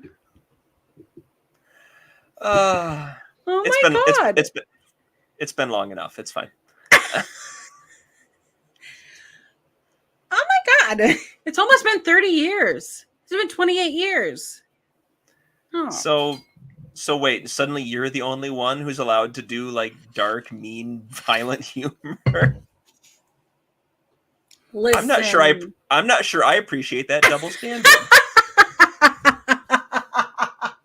But that said active terrorism, for which the perpetrator was caught and severely punished. Okay, that's true. Okay. Well, speaking of violence. But the end of this match was really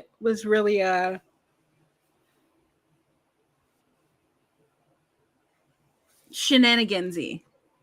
I was trying to think of the word. I had no idea where you were going with that. Sorry, all of a sudden it turned like almost 9 p.m. and I feel like there was an old person switch that went in me, and the words, they don't make sense now. Nothing makes sense.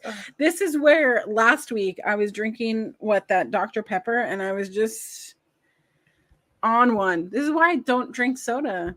Wasn't that the coconut flavor? Whatever. Yeah, the coconut flavor. Yeah.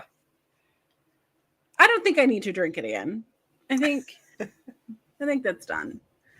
But yeah, what did you think of this match? Did you think it was the best match of the entire show? It was either this or Kyle Fletcher and London Lightning. Okay. I'd have to rewatch them both. I've watched it only once through. I'd have to rewatch them both to really get a fair judgment. But well, we don't need to do that. Honestly, I'd probably lean towards Kyle Fletcher and London Lightning just because of the clean finish and some of the drama that got the crowd involved. I did enjoy this. I loved that Ian name dropped Rick Martel with the Boston Crab. That and also referenced the AWA World Championship run. And I tweeted that. Did you know that Rick Martel was a world champion? No. Rick Martel defeated Jumbo Tsuruta for the AWA World title at a show in Minneapolis in May of 1984, and went on to hold the title for 595 days before losing to Stan Hansen. That's a long time. Only Nick Bockwinkel at a little over 1,700 days, and Vern Gagne at a little over 2,600 days had individual reigns with the AWA World title that were longer. And only Bockwinkel, Gagne, Mad Dog Vachon, and Larry Zbyszko had longer combined runs with the title than Martel's 595-day run. Interesting. And yes, that is absolutely a thing on OLE podcasts. You can check out Bobby and Papa Smokes on Ring Respect Radio. They're on before us every Thursday night. And they are talking about lovely things like that.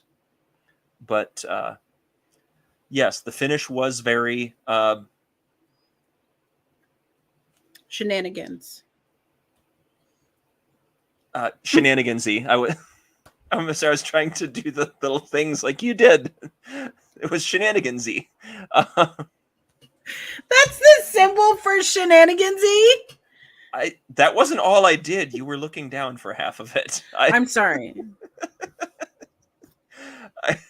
But yes, Taven slides in the tag team title belt, distracts the official, tries to throw powder in Menard's eyes. Menard ducks out of the way, and oh no, Mike Bennett gets hit with the powder. Menard hits a diamond cutter on Taven. He rolls out, hits a diamond cutter on Bennett. It wasn't called a diamond cutter, but let's be real. Guy, plucky underdog, the crowd is behind, wrestling in jeans with taped ribs. It's DDP. It's a diamond cutter. DDP. It's like, it just is. But nevertheless, after the cutter on Bennett, he actually gets the 3 count, and Matt Menard gets the pin on ROH Tag Team Champion Mike Bennett. And so clearly 2.0 are going to get a title shot at some point in the near future. Some point. We'll see when. Again, I don't think this is a situation where you hold it out until it's him, it's me, it's MATT.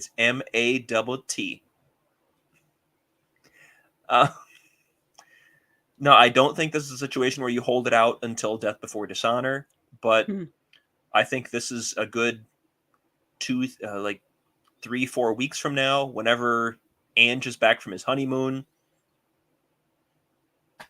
Give it a couple of weeks to build it, and yeah, let's do it. Should be fun. All right, I'm into Give them 15 minutes or so in the main event. It'll be an excellent tag match. All right, I'm into it. Before we go into the actual main event, we do have an emergency meeting of the minions. Emergency mem. Emergency mem. Called by Lexi Nair, which Lexi Nair seems to be more concerned about the minions than Athena and Billy. Although it is good to know that Athena's injuries, by the way, are not as extensive as we thought. Yes.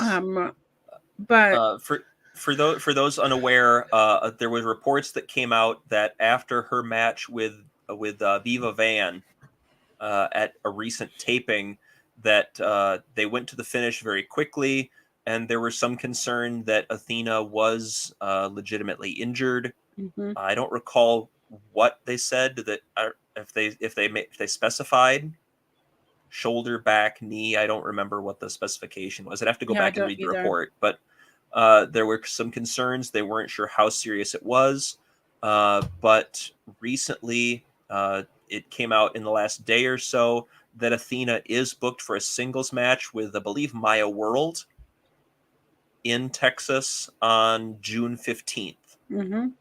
which would seem to indicate that this is not a particularly severe injury. Right. Well, that's good, right? Absolutely. I think I said in our group chat that well, it's fine. Give her a break for a little while. It's not like the company cares about building a pay-per-view until 2 weeks out anyway. So I guess I'm not wrong. I would very much like to be wrong, but I'm not wrong. Well, needless to say, Athena, cutting a beautiful promo, as always, says that Red Velvet and Aminata, they can call themselves whatever they want, but they will never be champions. And oof, that was so cold. I loved it. Hey, Billy had some good stuff in here as well. She said she told Red Velvet, "You want to throw hands? You can catch some too." It's like, oh, look at you go. Ooh. Ooh. So we're clearly building that up, and I don't know if we're gonna carry that all the way through to the pay-per-view. Do you? Because we're clearly setting up. Are we setting up Aminata for Athena? Yes, and it would seem to be that Red Velvet is sort of being set up for Billy, which I don't love near as much as Nyla Rose versus Billy, but same. Here we are. Here we are. Yeah, I don't know. I mean, I don't want to say like, oh, just get the feud with Red Velvet out of the way, but I feel like Red Velvet has grown on me a little bit in the last, month or so. 2 months, I guess, since she's come back. So sorry, I got an itch on the back of my neck. Yeah.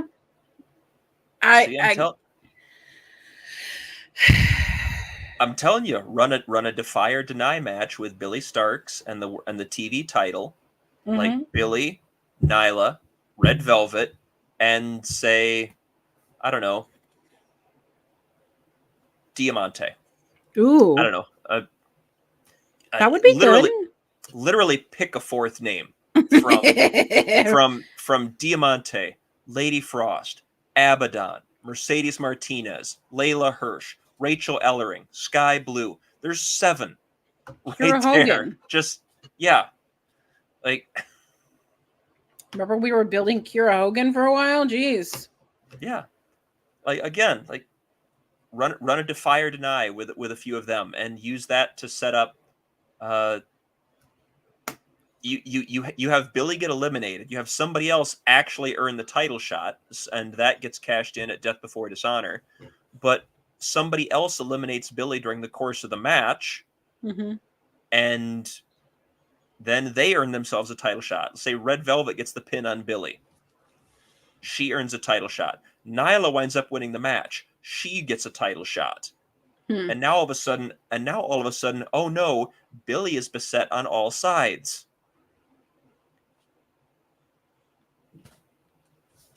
There you go. You're done. There you There's go. your next We're done. There's your next 2 months of TV with the Women's TV Championship. Is that how you build a show? No. Ed has an idea apparently. Since Ed really wants you to be angry with him. All right, Ed. You're not invited to my birthday party. Sorry. Bye. Ah, snap! There it is. Mute. Deleted. Goodbye. Just kidding. Okay. Ed, man, you're gonna have heat with Auntie over this now. Yeah. This is not my fault. Or else. So now it's time for the main event. Now we're finally here.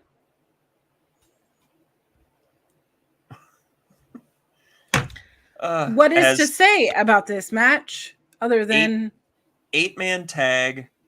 Cole Carter, Griff Garrison, the Baby Boys, and the premier athletes of Tony Nese and Ari Daivari versus Big Shotty Lee Johnson, Action Andretti, and Top Flight. Sure. It was fun. It was perfectly acceptable. There wasn't anything actively bad about it. right? I feel like it actually, the fact that it ran 11 and a half minutes by my clock, it didn't feel like 11 and a half minutes. Huh. Interesting. There was some silly nonsense.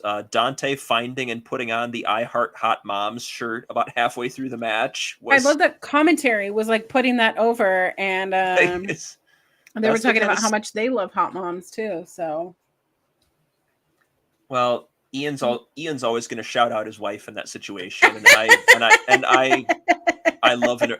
And as someone who is madly in love with his wife, I see and appreciate that, and I love that. So. I love that. Stuff like that is the kind of silly nonsense that I remember seeing at ROH shows where I'd go to live before they had a TV deal, where guys would do things like you'd hear stories about guys in WWE all the time who would do stupid nonsense at house shows just to pop themselves. and the crowd would get it and laugh and enjoy it as well because they're having fun. Yeah, everybody's having fun, and so I saw that and I appreciated that on that capacity of like, this is the kind of thing that you would see just silly things happen in a non-televised house show, and so I liked that. I remember a sequence where I was at a show, an ROH show, where they had a Steen and Generico tag match, and Steen and Generico played up. Steen wanted Generico to put his boot up in the corner, and Generico then pretended not to understand English.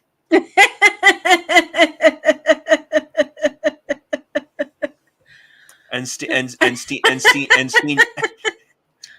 Steen yelled at him, "But my God, you do this every time!" and somebody in the crowd was clever enough to know enough Spanish to yell "Zapato" to Generico, which is of course Spanish for shoe, and then and pointed down and okay, because now he got it, and then put his boot up in the corner. Oh my gosh, nonsense, just utter nonsense, and like.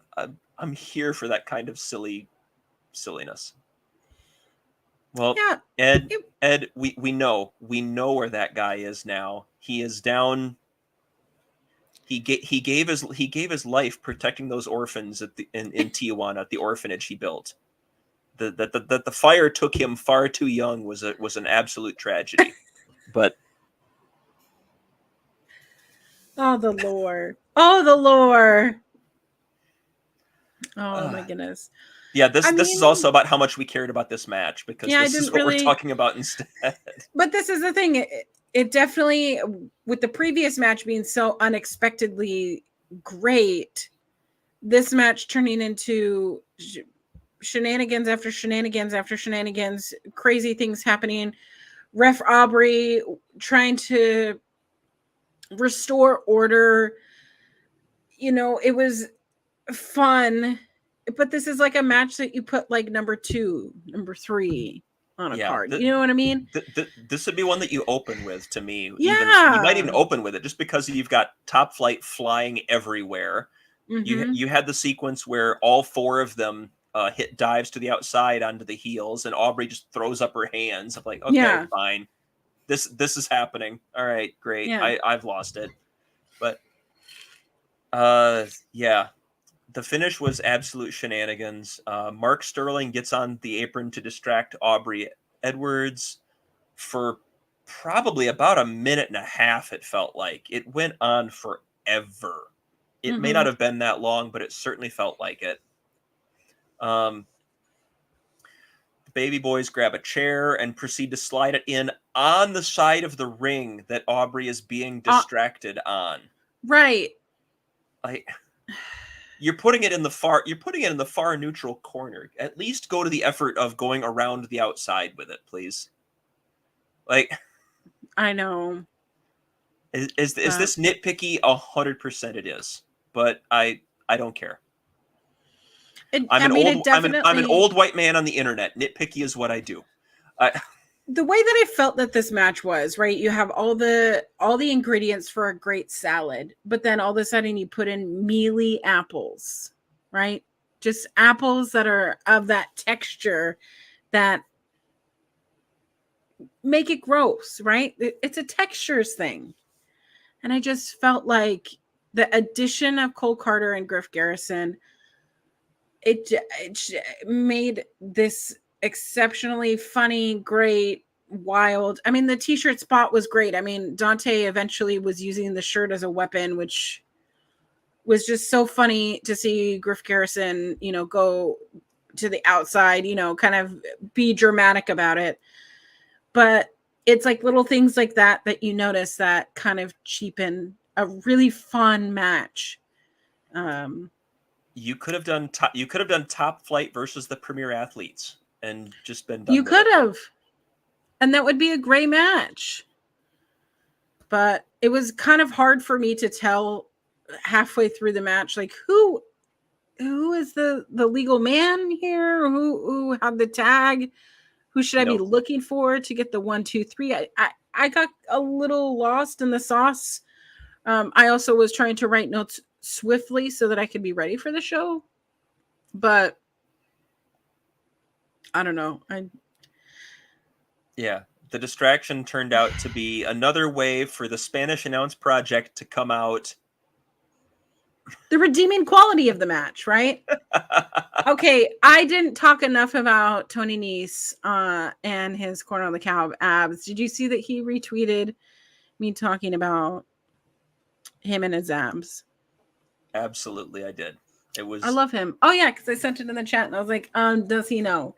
Does he know that I talk about his work of art, which is his body, week after week after week? Because he is so wonderful to look at. Absolutely. Ooh, get that on a shirt and then just cut out where the abs are, or screen print abs on it so that I can have abs too. That one's a freebie, Tony Khan. Freebie. There you go. I loved it. I love Tony Nese. I love the Premier Athletes together. They're great. The Spanish Announce Project coming in was the best thing that ever happened to this match. But I didn't know that which one of the top flighters, who was that? Who got the pin? Dante. It was Dante? Yes. Okay. the SAP comes down. They pull the chair out of the corner that Griff wedged in there. That brings Carter to the outside. Angelico, they pull Carter outside. They do the things. This distracts Garrison. Dante hits a rising knee on Garrison. Then he hits Yep. that sort of elevated half Nelson bomb of his to get the pinfall. So the good guys get the W there. Dante Martin picks up the win, gets the pin on Griff Garrison. The faces celebrate. The baby boys are upset at the Spanish Announce Project. That's how we close out. Happy wrestling, everybody, from Ian Riccaboni. And we're out at total run time of the episode 109.50. And how much wrestling? Total match time, bell to bell, 43:06. 61.7% this week. Ooh. Average match time up as well, with 2 matches over 10 minutes and 1 close to 10 minutes of our 7 matches tonight. So an average match time of 6:09. Much but I'll tell you, longer than a few weeks ago. yes, but I will tell you this, and it's something else that bugs me about what we've done here with these dueling finishes for our main event and for our second match with this SAP Baby Boys feud. And yes, in both cases there was some interference shenanigans and such, but they both lost. Both of these teams lost. Why are they a threat? Why am I getting engaged in this story whatsoever when both teams lose more often than not? I get you have to have a lower card feud. I get those are things that you have to do sometimes in order to give people justification for being on the show and goals to achieve and so on and so forth. But there's part of me that looks at this and goes, you're both losers.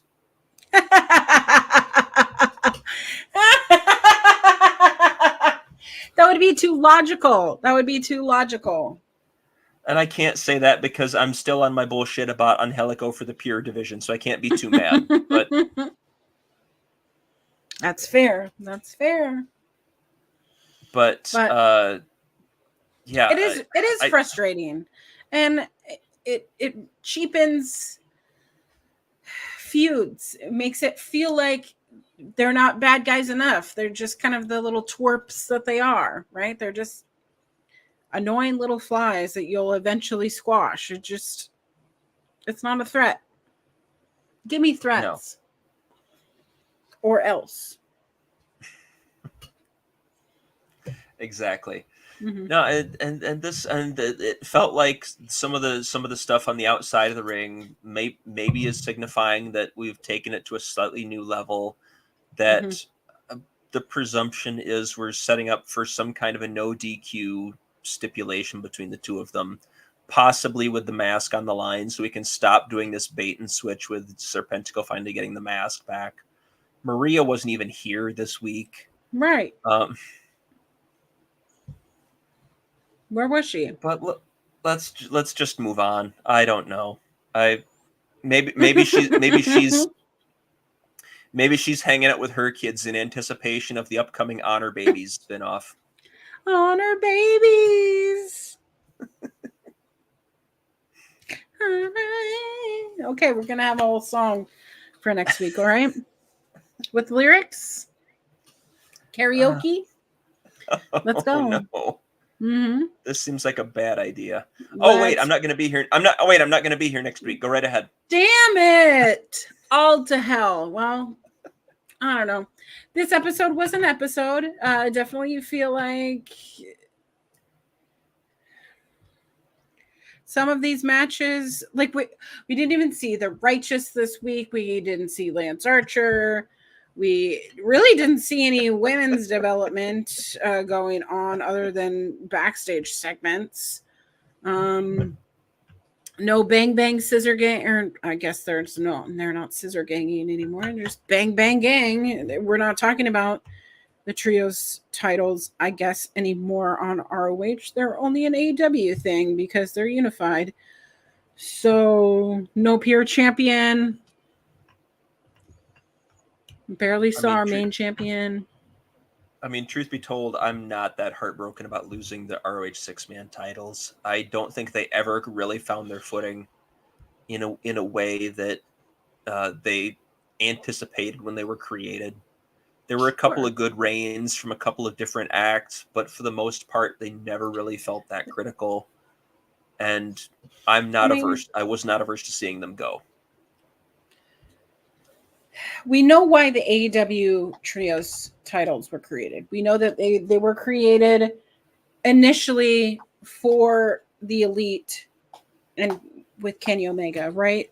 Because they wouldn't ever dare go back to Ring of Honor. The audacity. But I don't know what to do with that. I don't know what we're doing here at this time. We're talking for 2 hours and 13 minutes and counting about a show that went only 109. Listen, we love to ramble. We love to hang out with y'all. So thank you so much for joining us in the chat. And hey, people learned something, I'm sure. Somebody had to have learned something. I definitely did. I definitely learned more about Jimmy Jacobs today because he is always forgotten in my brain except for being Zombie Princess. So, well, there you go. No one prettier. What grade did you give this? We hit 402 subscribers. Woo! Our local establishment is over 400 subs. Thank you, everybody, for getting us there. I didn't even have to take off my clothes. They're saving that to get to 500. Saving up for 500. Woo woo! Take off my socks.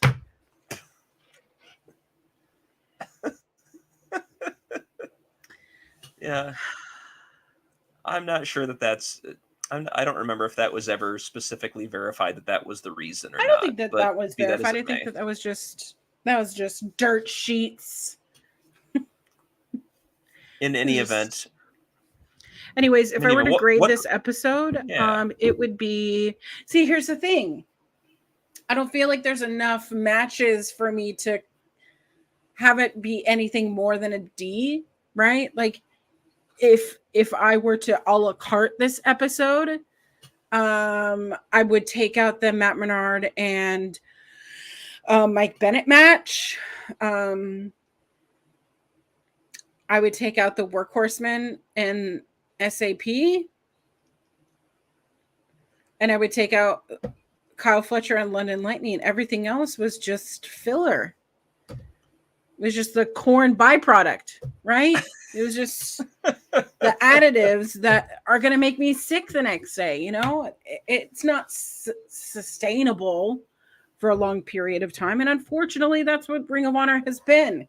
It's been a couple a la carte items with all this filler shit. And it's making people turned off to it. And it's really pissed me off that they're ruining the lineage of the pure championship. Among other things. My husband is hearing me yell about it. Sorry, husband. Have you seen me? No, have not found. Cannot find. And we would very much like to. See, maybe it's just because I'm being mellow or whatever in my aging. But Matt Menard and Mike Bennett was very good. Kyle Fletcher and London Lightning was very good. Workhorsemen were back and looked great in a solid match against SAP, despite the screwy finish. Mm-hmm. I didn't even mind the 8-man main event, despite the screwy finish. I thought both of those were perfectly serviceable to good matches. You know, and to me, that's 4 of the 7 matches on the card. And a big thing for me when I look at this stuff is the really bad stuff at least kept short? And it definitely was. I take those four matches that I thought were solid to very good. The other three matches ran 133, 46, and 155. Between the three of them, let me see how quickly I can do this math.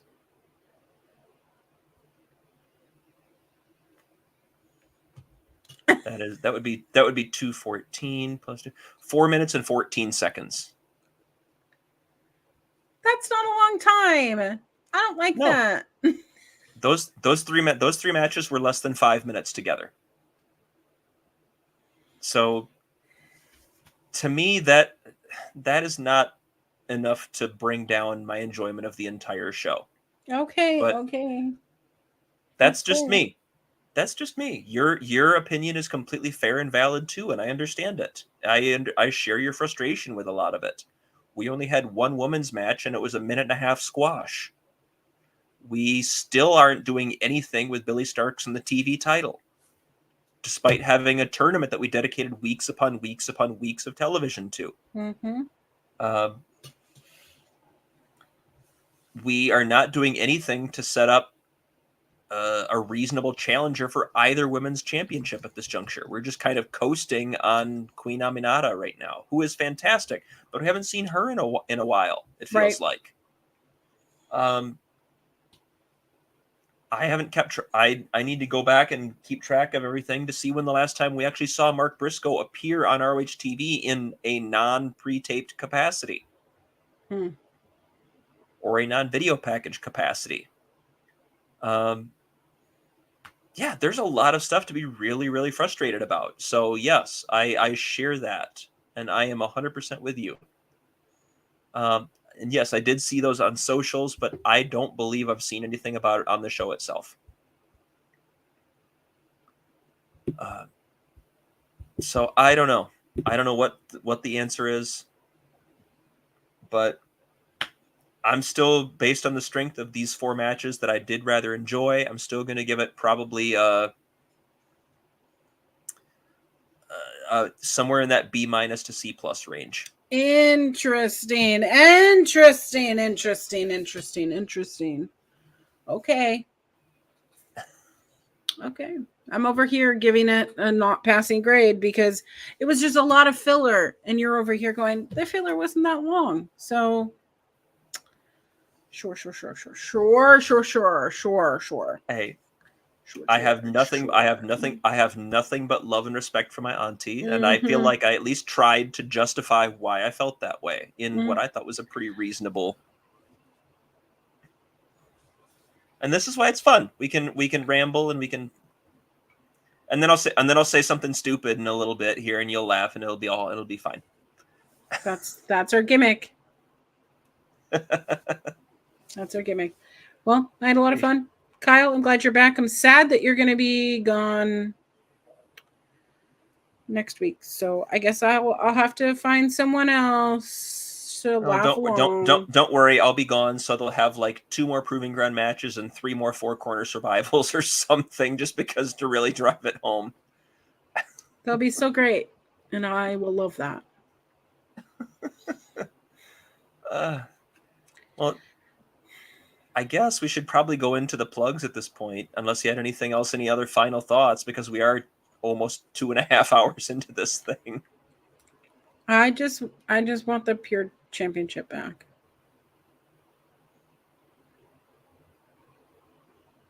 Absolutely. I share that. Go to my Twitter feed and check it out. 8-man tournament for the Pure title. It would be so good. It wouldn't be hard. You're choosing to make it hard. I mean, it's a slap in the face to the title and our patience. So, yes. Well, according to the scroll, they're showing my socials right now, so I guess I should do mine. Yeah. Find me at Kyle K Sparks on all the socials. It has several of my different accounts down there. Just follow me on X, Twitter, whatever the heck you want to call it. I don't care. We're calling it X now. No, he did actually finally change the URL apparently. So stuff now that you put in twitter.com, and if you share that link, it redirects itself to X, which is boring and lame and awful. Boring. But anyway, True. just on Twitter. That's basically where I am. I'm rarely on Instagram. I'm never on TikTok, but I do have those usernames camped out there just because. If you go to check out my Twitter, I have a pinned tweet at the top where I have the Samoa Joe CM Punk article, as well as the Jimmy Jacobs article, and I believe I also have an Eddie Kingston, Claudio Castagnoli article that are all up there in some capacity, and you can check out some of the stuff that I've written. I am writing results for bodyslam.net, for ROH Weekly. I'm going to start doing that more frequently now. I started about a month and a half ago, and then the show went into performances, and I stopped being able to do that. Yeah. So I'm back now. We're going to do that. Otherwise, anything else that I'm writing, any shows that I'm appearing on, anything else that's happening, it's going to be there. Follow me at Kyle K. Sparks. There's a lot. We have a lot of fun. So go do that. We do have fun on your Twitter. It's true. Well, you can find me on all social media _queer auntie. My brain doesn't work right now, but I'm just having the time of my life. X is where I talk about wrestling. Instagram is where I post nonsensical pictures of things, and TikTok is where I talk about mental health. I also showcase my outfits because sometimes it's fun to just be like, this is what I'm wearing today. And I am on other socials. I am on Twitch. You can find me Fridays, usually streaming random things. I also post about it when I do go live, so you'll see me there. I'm going to stream tomorrow. It's going to be Cozy Game Central. I don't want to talk about wrestling. I don't want to talk about my hard week. No, we're going to play some Sims. We're going to like it, or else. Okay? Love it. Also, while you're here, go follow at OLE Podcasts. You can find them on Twitter, find them on Twitch, find them on YouTube. We just got over 400 subscribers for our YouTube channel, so let's keep growing those numbers. That is super awesome. We have Ring Respect Radio with Bobby and Papa Smokes. We have Astrid and Ed doing Taking Over. We have Andre and Melball's Japanese Wrestling. We have all sorts of fun stuff. We have Auntie dancing, apparently. That's a thing that's happening. I'm excited for the channel. I love it. I love being here. I love being. We have a lot of great stuff, and be sure to give us a follow at OLE Podcasts on so many wonderful places. There's a mental health special on Saturday night. Exactly. What a great thing! Because it's mental health awareness month. I learned that at work. Or else. And smiles. That's how we do. Or else. We love being here. We're very thankful. We're very thankful for the team for bringing us on board here at OLE. We love it here, and we love talking Honor Ramble with you guys every week. Yes, we do. Well, thank you. So, like, share, subscribe. Happy wrestling, everyone.